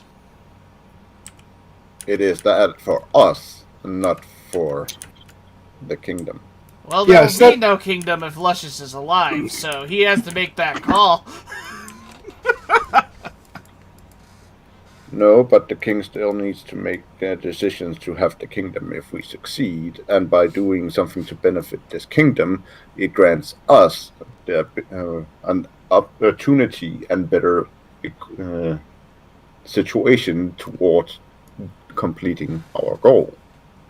What if the king kind of interrupts you and says, what if after you go down into the Underdark, if you defeat the demon, drive them back, and then deactivate or destroy this portal? I have not seen it. If there's a way to deactivate or destroy the portal, if not, we'll have to set up guards around the clock, as many resources as we could throw at this thing, until it just, I don't exactly know how portals work, but until it deactivates or disables on its own after time. What if you all were to travel to the Ram Fort, Martin Lesueur's former residence, and drive Lenosius away somehow, or if possible, outright kill him? There's no cause for me to believe that he knows who you are, or your objective or that you're on your way to seek him out. I don't believe, unless is there something that you all aren't telling me. Looks at Well, everybody. well, other than Lenosius being Katrina's former husband and seeing that we assisted Katrina and is trying to liberate Katrina from her current capture And from and and what from torment, there might not be any insight in him knowing that we're coming for him, but there's a chance that he knows who we are. and as Martin said, Lenosius is holding Katrina perhaps prisoner or reluctant guest, I suppose would be another word, Mhm. in the Ram Fort. So if that is to be believed, that sounds like that is your destination twofold, is it not? It is. But again, he might know of us, but he might not know that we're coming for him. And he might know our objective from Katrina, that we are trying to help her, which in turn might mean that he somehow figures out that we have to deal with him, because as far as I know, he is not interested in us helping her become mortal again. What was I saying? Oh yeah, King Bernard says, I have a proposition. If you are to go to the Ram Fort, since Martin LeSueur is no longer in authority there, if you are able to drive Lenosius away and reacquire Katrina, if that is indeed what you intend to do with her, because it sounds like she had caused you some issues and turbulence in the recent past. So I don't exactly know the ins and outs of that relationship. But no matter, if you attend to the Lenosius problem after the demonic incursion, let's say all of you are the occupants of the Ram Fort in perpetuity for the future. That's an interesting proposal, but then it comes down to what that incurs. Well, we can hash out the details further, but just to give you a little taste of what that would be, you all would be then nobility, and you would get the benefits that come with being a noble. You would get signet rings to signify your nobility, and anywhere that recognizes Coventry will recognize you as nobility. You would then carry out your missions on the interests of peace and diplomacy, or war and famine, depending on the needs of the kingdom or the reactions of others to you. But the way that you're looked upon will be reflected on the kingdom, you see. And so what would be required of you in return for that is to fix the Ram Fort into working condition, and then Krigor, when he comes back with his people, I don't know. Hopefully, it's not too much longer. But when he comes back with his people, they would be your citizenry, and then you could build up a village and a town around your fort to protect, and then you could protect in addition from the west, and you would be guaranteed an income. You would be guaranteed discounts anywhere within the kingdom. You'd be guaranteed an audience with the king, and full access to the castle when needed. But you would also be expected to come to our aid and protection when also needed. But other than that, you would be free to go around. You would not have to require to be to stay in the castle. or the keep, you wouldn't be required to do that. You could hire an attendant or series of attendants, a major domo. You could that would handle all the little tiny details, and then on your return, you could deal with the major details yourself. How much land would that? The land would be. Let me see if I have the map. Hold on. It'd be easier. 100 by 100 foot square. You all get enough land to become legal lords in Ireland. Those Facebook ads. No, that's Scotland, and that's 1 by 1 foot. Oh, Oh Scotland. yeah. That's exactly what I was thinking when you said that. I was like, oh. All right. So And not only that, the people that sell you the land also uses the land to plant a tree on it, so you can literally not do anything with it. okay. So People go there with their Lego castles and be like, yes. let me bring you all. Yeah, but in 10 years there won't be room for the Lego castles on the 1 by 1 foot because the tree will take up the entirety. All right. Do you see the kingdom map now? The little bit that you cleared out. Yeah. Yep. Okay. So, so the king pulls out his kingdom map, and he says, "Here." Does that mean we see everything on the map then? Yeah. Well, yeah. I'm going, but I'm revealing so you can see exactly where everything's at first, and then you'll see everything. Okay. Smartass. All right. So here is where the Ram Fort is located, right here, in this little area by the creek that goes behind it. The area we cannot see that because this area is literally blocked.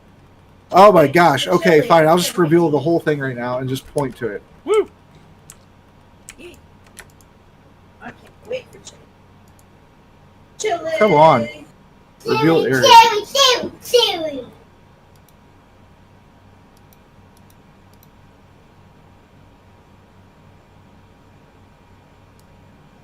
Oh.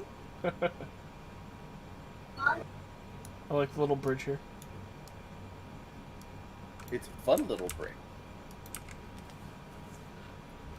But that's the one down here, that's the one we fought at.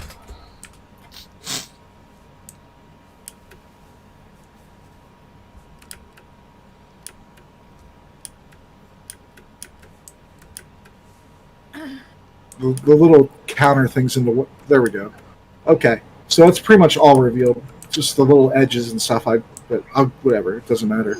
So he says the Ram Fort is located directly in the middle, and there's a few farming areas around that you'd be responsible for their protection, and they would in turn pay you taxes. And there's some resources. There's hills here that you can quarry for gems and rock, marble, and precious metals. The stream here is rich for fishing. And the area that you could build your town, if you wish to, right here, it's called the Vernal Pool. It's a shallow land in between two rivers that fork off of one. The land there is very rich in gold resources that get washed down the riverbed, but it's also very fertile farmland. It's rich in timber, and you can build as you wish. In addition, you wouldn't owe a single coin in taxes for 5 years. Wow. To help you establish your lands. You would be go ahead. No, I'm just like shit. You would be a satrape of the kingdom, meaning that you owe your allegiance to this kingdom. And if for any reason you ever try to come against the kingdom, your lands would be immediately revoked. I do not see that as an issue, though.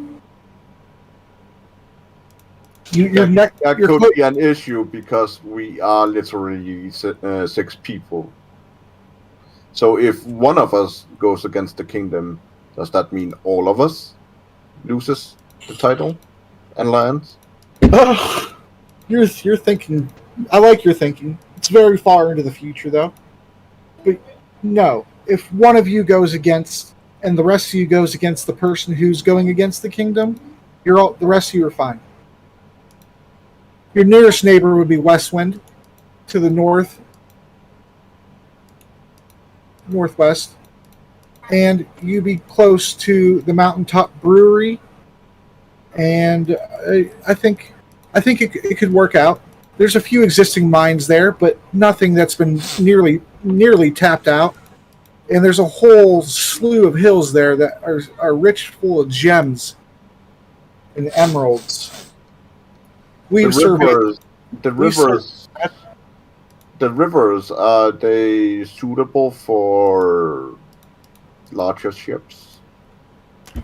The main river that runs through Coventry is suitable for a little bit of a larger vessel, but when it splits off to create the vernal pools, those two they're big enough for just little fishing craft, but nothing more. The water is only maybe 8 feet deep at most. I was thinking for trade purposes.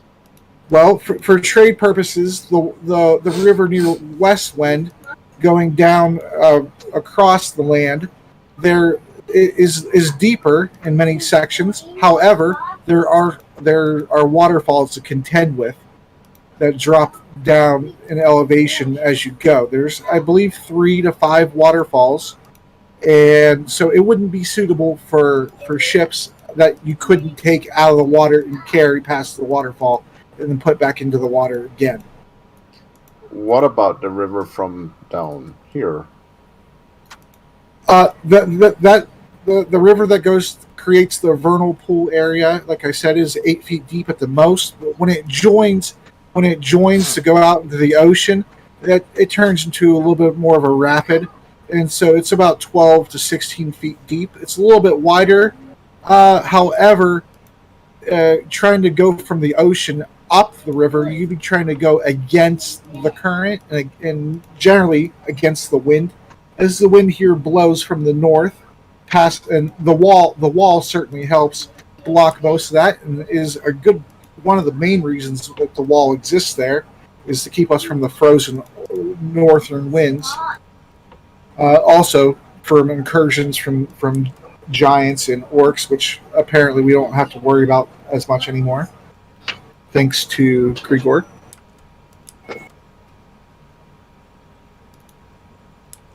Yeah, but I have a few ideas that might be interesting to talk about if we do get this land, because... Yeah, well, we can talk about that later if it becomes relevant. Because I am pretty sure that when it comes to the financial side of things, I will most likely be the one dealing with that of this group. Oh, yes. Are you sure you don't want Fox to do the treasury shit? No, because he's gonna give it all to the fucking church. And Yes. and the people. You know what? Let's just make taxes all of 2%. Hey, I don't have an issue with low taxes. Yes. Not at all, because that can actually be beneficial, because that would bring in more trade and more people. Yes, the tax rate is entirely up to you guys. The types of buildings that you have in terms of industry is entirely up to you guys, and everything, really everything is, except Coventry will be a trading partner with you right off the bat. It's up to you to form other trading partners, and there are roving caravans that will eventually stop at your city as you get reputation and a bigger population and things like that.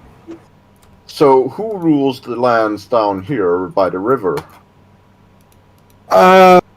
Those lands, he says, those lands are elven territory. Those are, I believe, the city is called Emil Alda. It is, in common tongue, called the Mother Tree. It is a 250-foot tall tree that, if you haven't seen it, you'd think it would be impossible. But the tree itself supports about 50% of the city, and they have a sect of druids who own that land down there. They have a few cities up there, and primarily are the protectors of the forest. They don't really interfere with us. Really, some other druids kind of protest some if we build too fast, or if we don't replant trees elsewhere when we move them to clear them out for our purposes. But those are elven land. Those are elven lands. And That's not an issue. I just have, like I said, an idea that could be beneficial both for us and the kingdom, and again increase the security of that waterway. yes, Where's the Elven Lands? down there toward yes, Okay. yep, over by the tar pit. And that's not the Elven Lands that I went to, right? Different Elven Lands? The elven lands that you went to? Where they're having their own little debacle with half-elves and shit?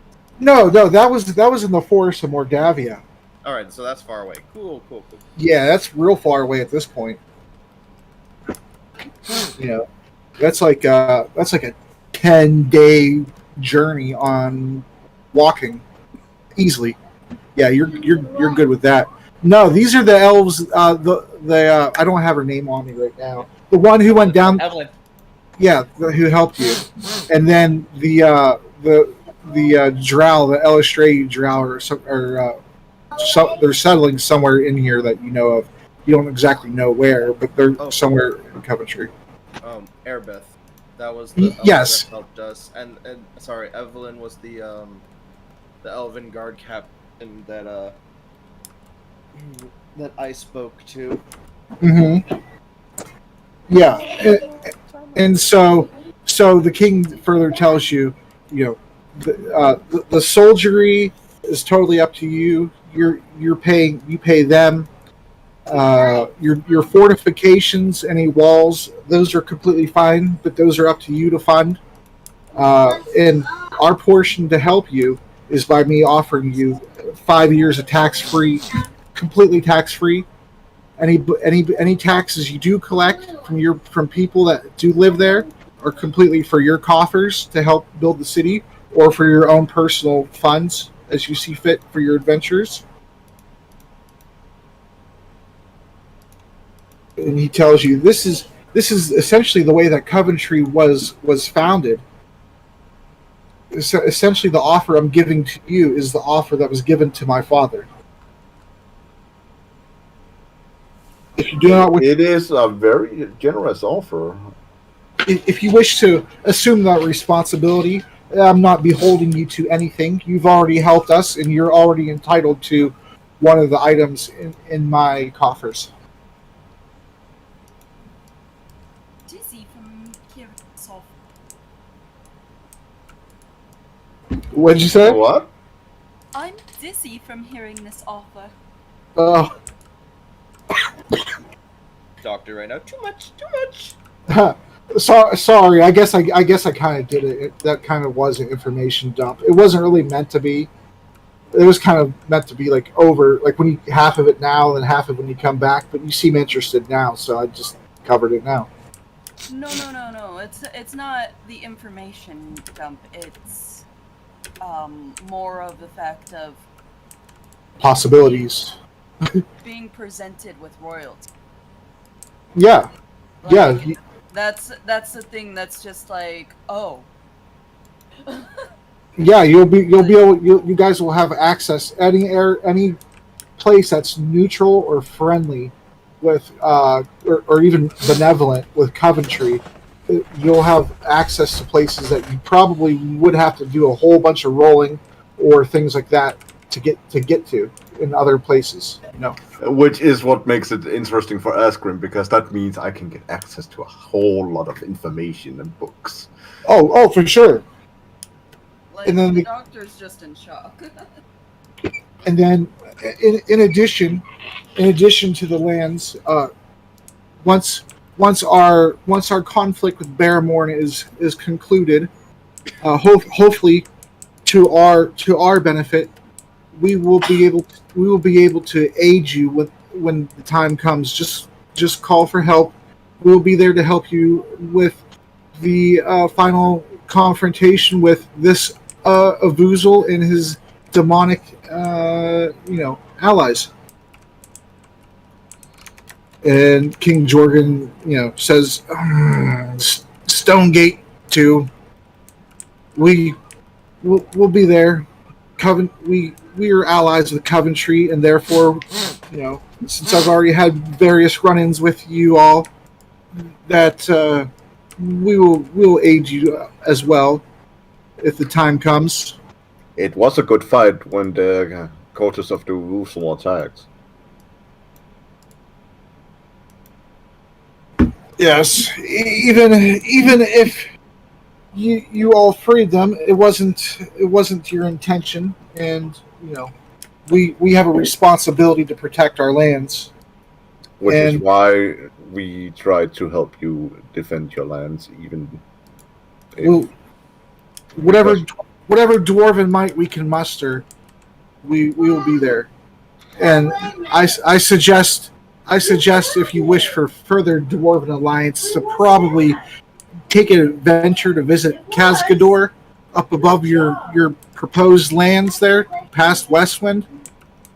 They share a land in the Elven territory, and they are cities in the mountains there.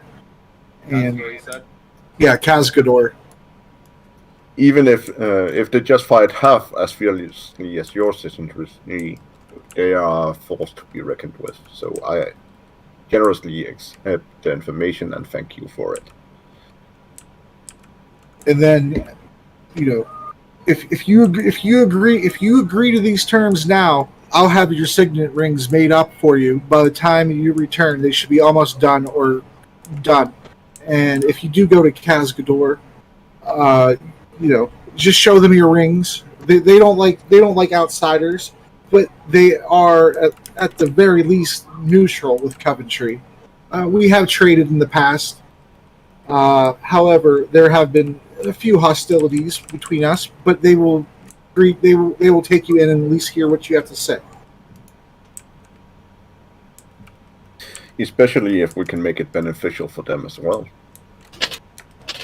Yes, I'm sure that as you get a town going and get production going, you might be able to make a trading partner, make an alliance. I believe that this will be good. I know a lot of their citizenry have been apprehended and taken to Barrowmorn, and so if you were able to help with any soldiery that you are able to hire to do patrols to help with their land, they'll be most beneficial in helping you in the future.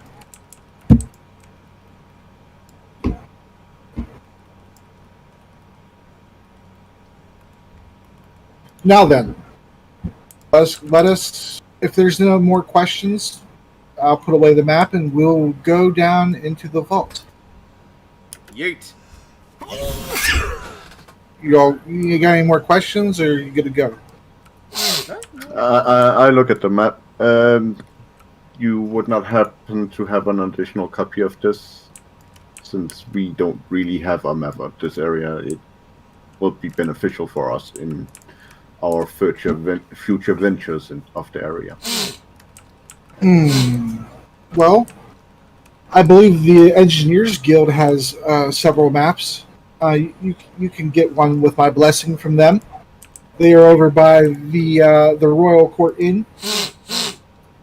I thank you. I shall seek out their assistance. I don't know if it's an exact copy of this map. You see, this is more of a strategic map, and their map is more of a from a resource standpoint. Both will be beneficial in each own way. So, yeah. Riku looks over at Asgrim. Perhaps you can send the servant girl to go get it. Yeah, I was thinking of sending Amelia. But again, she's not a servant; she's a clerk and an assistant. I'm gonna pre-roll something here real quick. It doesn't matter right now. Okay. Be running the kingdom while we're Oh, is that what kind of magical casty cast she is? Hmm? No. No, actually, no. It was actually to see if there's going to be a random encounter before you encounter the demon in the Underdark. Oh, okay. We're gonna fight 300 beholders. 24 No, no, no, no, no, no, no, no, no, no, no, no, no, no, no, no, no, no, no, no. Living walls. Living walls. 300 beholders. I would. Well, let's just make it, the worst thing possible. A death tyrant that had 300 years to gather an army. Well, time to retire to Samaria, I say. One single living wall that's existed for 10 years in a sewer where it has literally wandering food and things it can absorb is still far worse than that, I would say. Seeing that its HP grows by its fall for each creature it absorbs, no matter the size or the hit pool dice of the creature. Meaning, if it absorbs a rat, it gains literally over 60 hit points. And it increases in spellcasting ability for every 10 creatures it's absorbed, of an intelligence above 6. Alright, we can take it. Vampire sewer Tarask. King Vampire. King Bernard goes behind his throne and brings out some type of item that's rather large. It's wrapped in like a gift wrap, and it actually has a bow on it. And he says to you, Doctor, before you, I forget, because sometimes with all these intricacies, I'm absent-minded.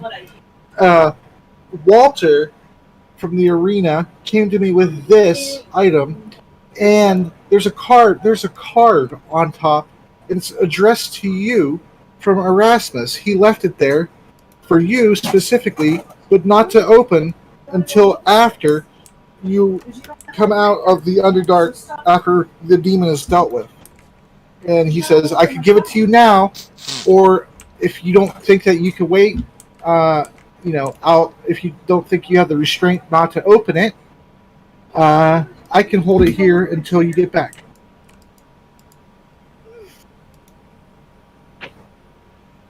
I mean, the original demon was actually taken care of, funnily enough.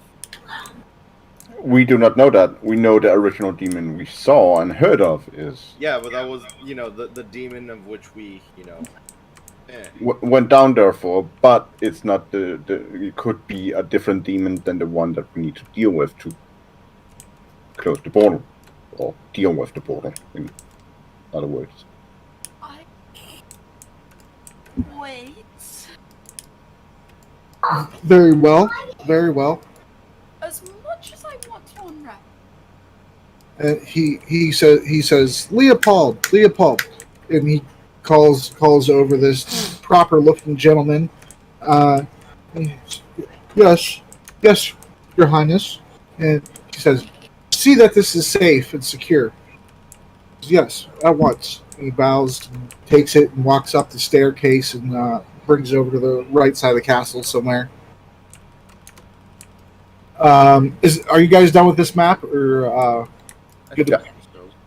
Okay.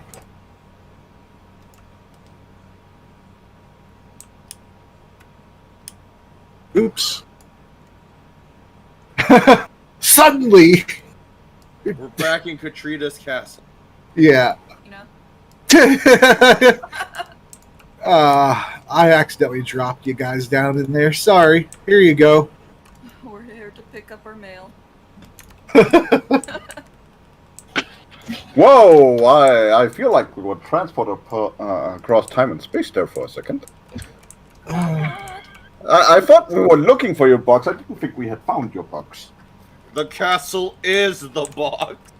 Oh, Jesus. But it's not bigger on the inside, like you said.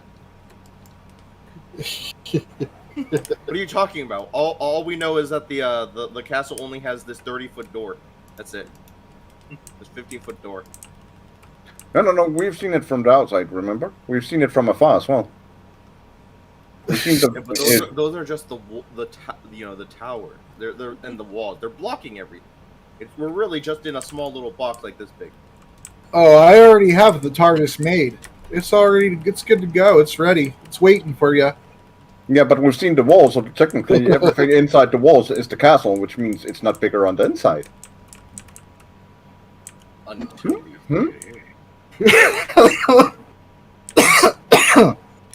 And she All said right. it was a lot more spacious on the inside. Okay. we found it. It's that hole. Either way. So the cook comes down and says, "Excuse me, my king. I do not wish to interrupt you all, but dinner shall be ready shortly. If you wish to conclude your business afterwards, that would be most beneficial to make sure your meal is nice and warm." And the king says, "Well, do you all fancy a meal before you go down?"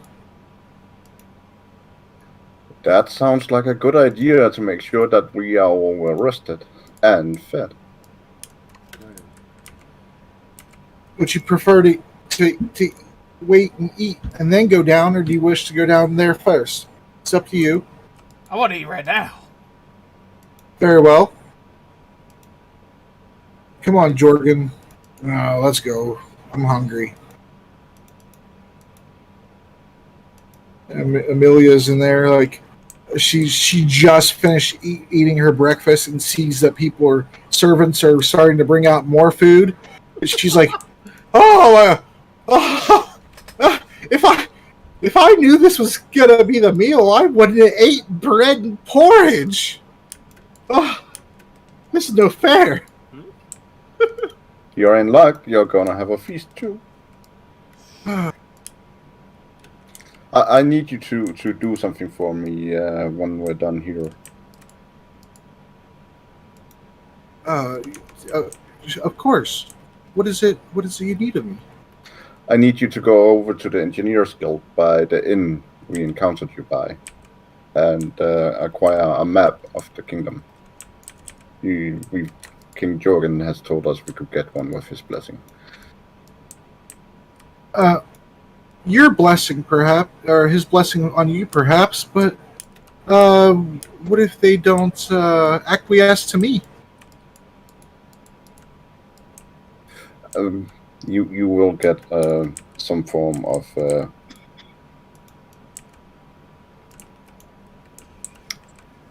fuck, I lost the word I was gonna use.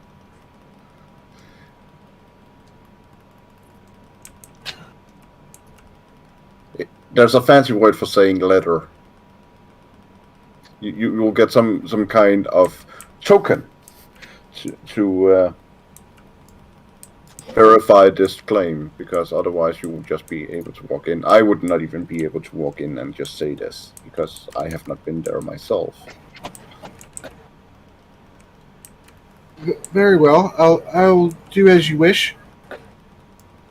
Did you want me to, can I partake in the feast? Or did you want me to go now?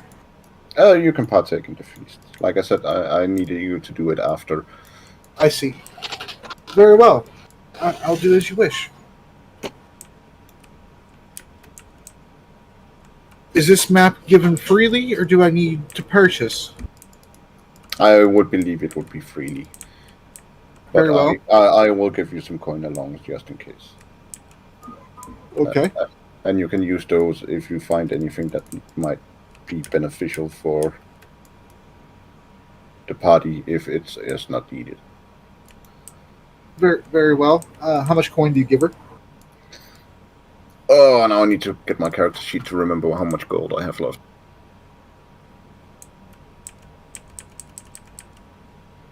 That kind of reminds me. Let's go back to church and get on. Things that Oh, in case I died.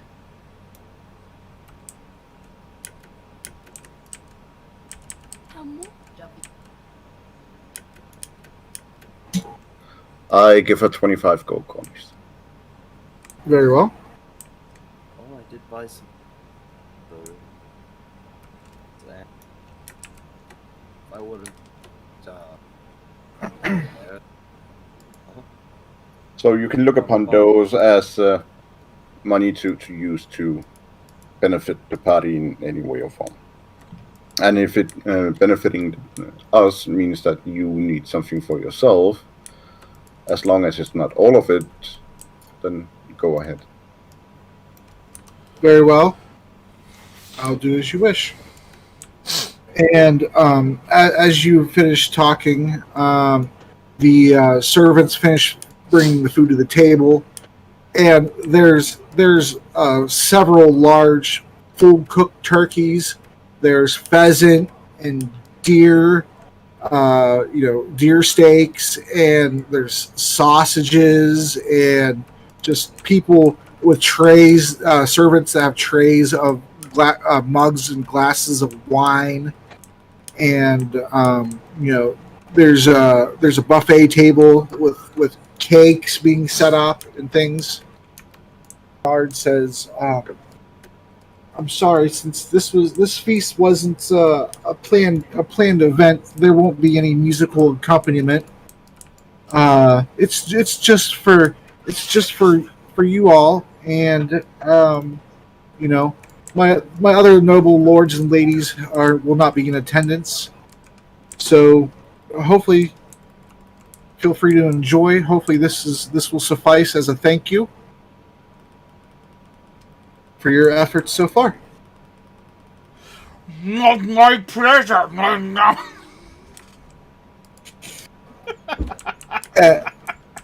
Yeah, and he I'm pretty sure he took a whole wheel of cheese and is eating it. No, I'm not. Well, I don't know. Is there another wheel of cheese? No, the wheel of cheese is conspicuously missing. That's a shame. There's no cheese with the meal at all.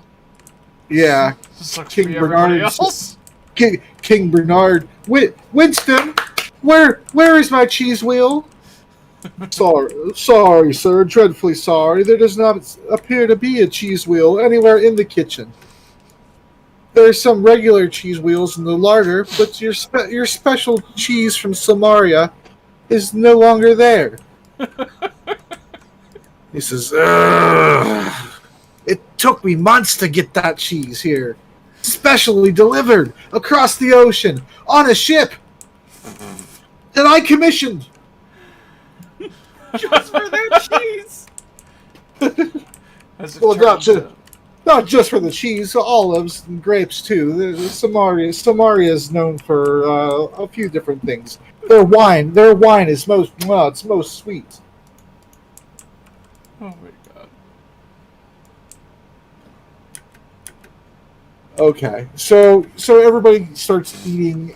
King Bernard, he seems like he's very fond of the chicken. He grabs himself a chicken leg. He's definitely not eating very proper, like a king probably you'd think would. He's not using the silverware. He's kind of foregoing it. And before he grabs his hunk of chicken, a attendant comes over with a bowl, and he dips his fingers in it, and he's washing his hands. And the attendants are coming around to all of you with bowls, so you can wash your hands if you wish to.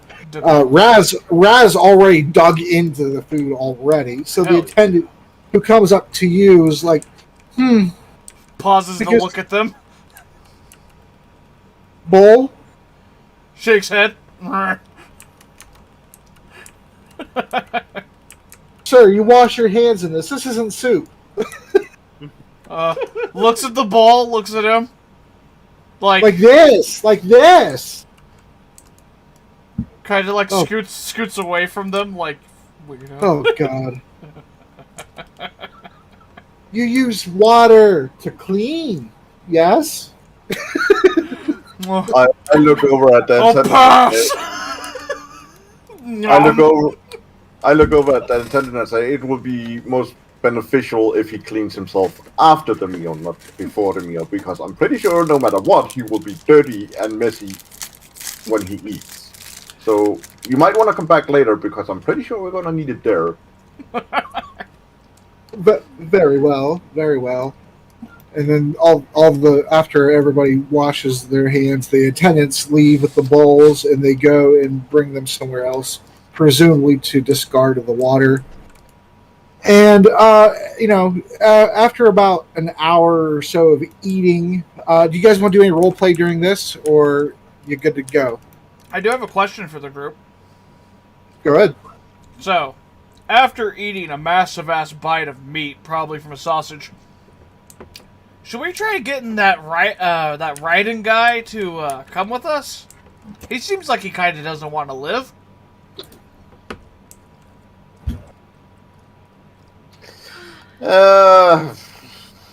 He wasn't at the inn when I passed by. He left some time ago. Amelia says, after we had about 6 or 7 flagons of ale, he kind of swayed drunkenly out the door.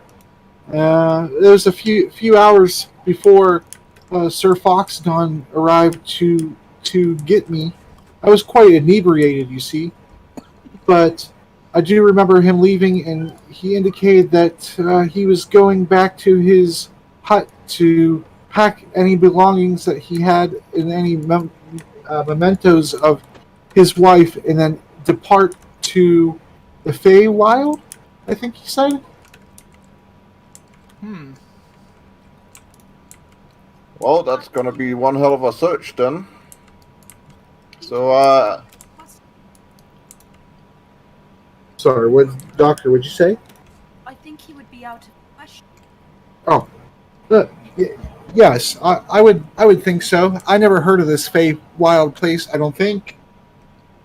Lost of memory and all, but it sounds like it's probably far away.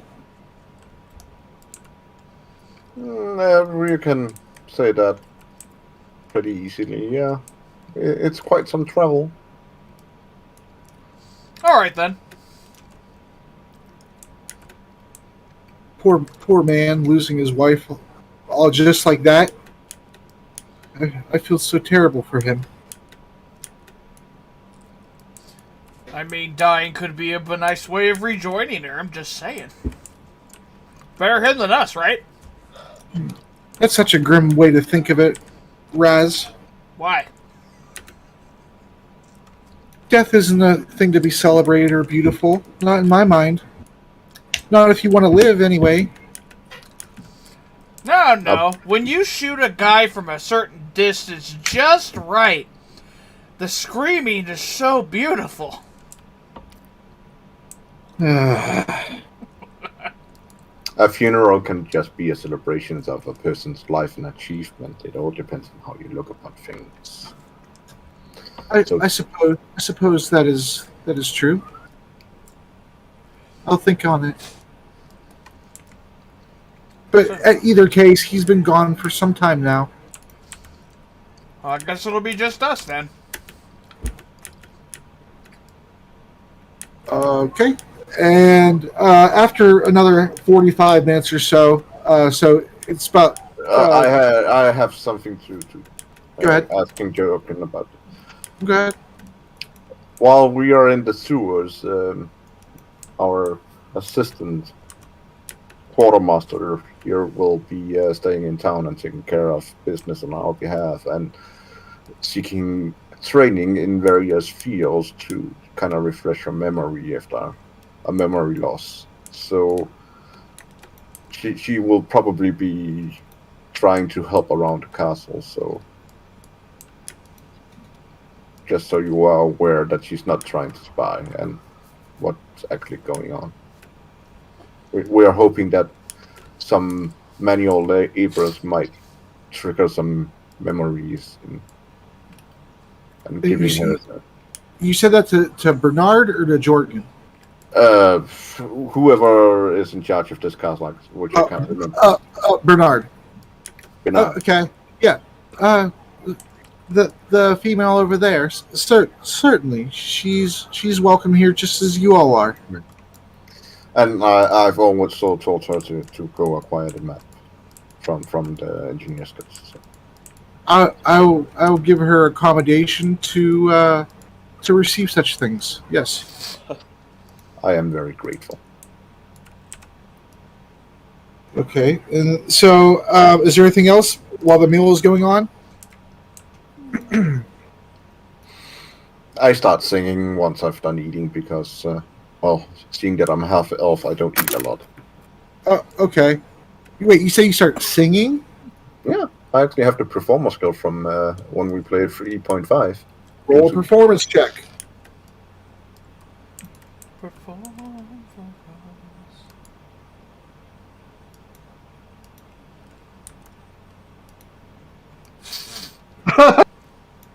Damn. No. Look what's going on. I actually wrote D2 instead of 20.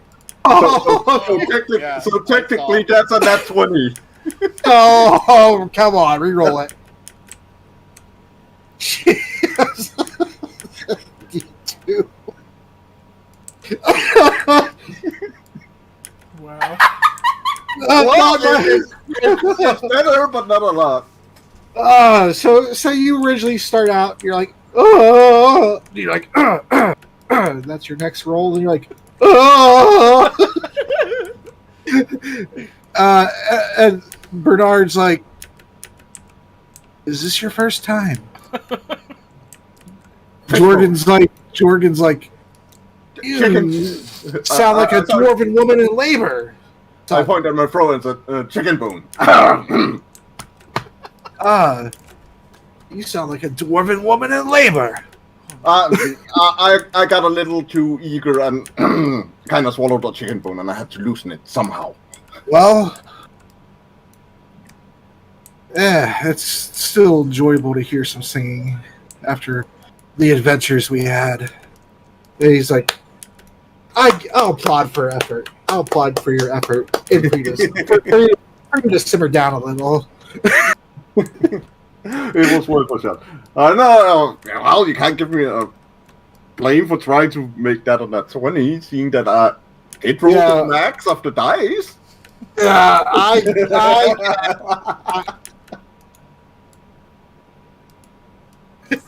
Are you going to roleplay an actual song? Are you going to sing an actual song now or no? I would make everyone run away. I'm tone deaf as shit. Oh, it would go in with your roll, so go for it. Oh my god. And I can't remember lyrics for the life of me.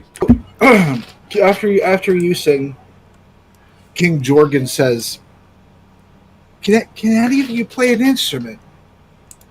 I used to play the lute, but it's been a while. Do you have one with you? Sadly, I do not. King Bernard. Someone bring us a lute. The gentleman wishes to play. and Waylon brings you a lute. It's very nice, and he says, "Here you are, sir." Well, I push my chair back so I'm a comfortable distance from the table, so I have plenty of room, and make myself comfortable and take the lute, and well, give it a try. Jordan's about 9 cups deep at this point already. He's been drinking like a crazy asshole. Go ahead, roll your performance again. It's getting better. It's like 2, 3, 4. The next roll I do is gonna be 5. You're slowly getting better. We're seeing your improvement. All right, so Jorgen, he kind of stands up and he goes over against the wall, like in between right here, in between the tables, and he starts singing, and it sounds kind of like a pirate song, and he's like, row now, the storm is coming, so row now. And you're playing along with him. And he's like, row now, because the day is ending, row now. And I could sing the whole. I wrote a whole song out, but that's pretty much how it goes. And I expect to see the entirety of the song rolling across the screen on YouTube. Okay, fine. Ross would like to help by banging on the table. Can I roll a performance? You can roll. You can roll to assist. Yeah, go for Hell it. Yeah, go ahead. yeah. Yeah, go ahead. Yeah, go ahead. Roll to bang on the table with Asgrim's playing. Oh, 19! Oh, you're banging in tune with his off-key melody. and so Jorgin has to sing a little bit louder now. Perfect! And I gotta start over since you let the whole song on YouTube. All right. God damn it. So just so you know, at this point, it's most likely that we're not going to get to any fighting today. Just so you understand that, right? Oh, we're totally fine. Actually, we've been playing for over about 3 hours now. So Shit. Yeah. God damn We it. should All probably right. just get done with the vault. And just Yeah. be like, All right. Oh, actually, right now would be a fine place to stop since he said he would had time for 3 hours, so we can do the work next time. Yeah, See, Alright. just- that way fine. he wouldn't have. That way he doesn't have to stress more than So necessary. what you're saying is we're Try. gonna end with Soul singing the song. Exactly. Alright! Well, I could do the vault after the song. Damn it! Don't No, make no, me. no, no, no. Don't make me the ending. Yep, you're the ending. Row now, the storm is coming, so now. Row now, because the day is ending. Row now. Row now, because the siren's singing. Row now. Row now, the wind is blowing. Row now. Row now, the treasure's gleaming. Row now. Row now, the adventure's calling. Row now. And then that's the end of the song. Good job. It's badly sung, badly in somebody else's voice. To go with the performance checks. Except Raz Choppa, who's fucking banging away like it's We Will Rock You. Like little drummer boy. This table is best instrument. See, is there any better way to end a session than having the GM humiliate himself? You are welcome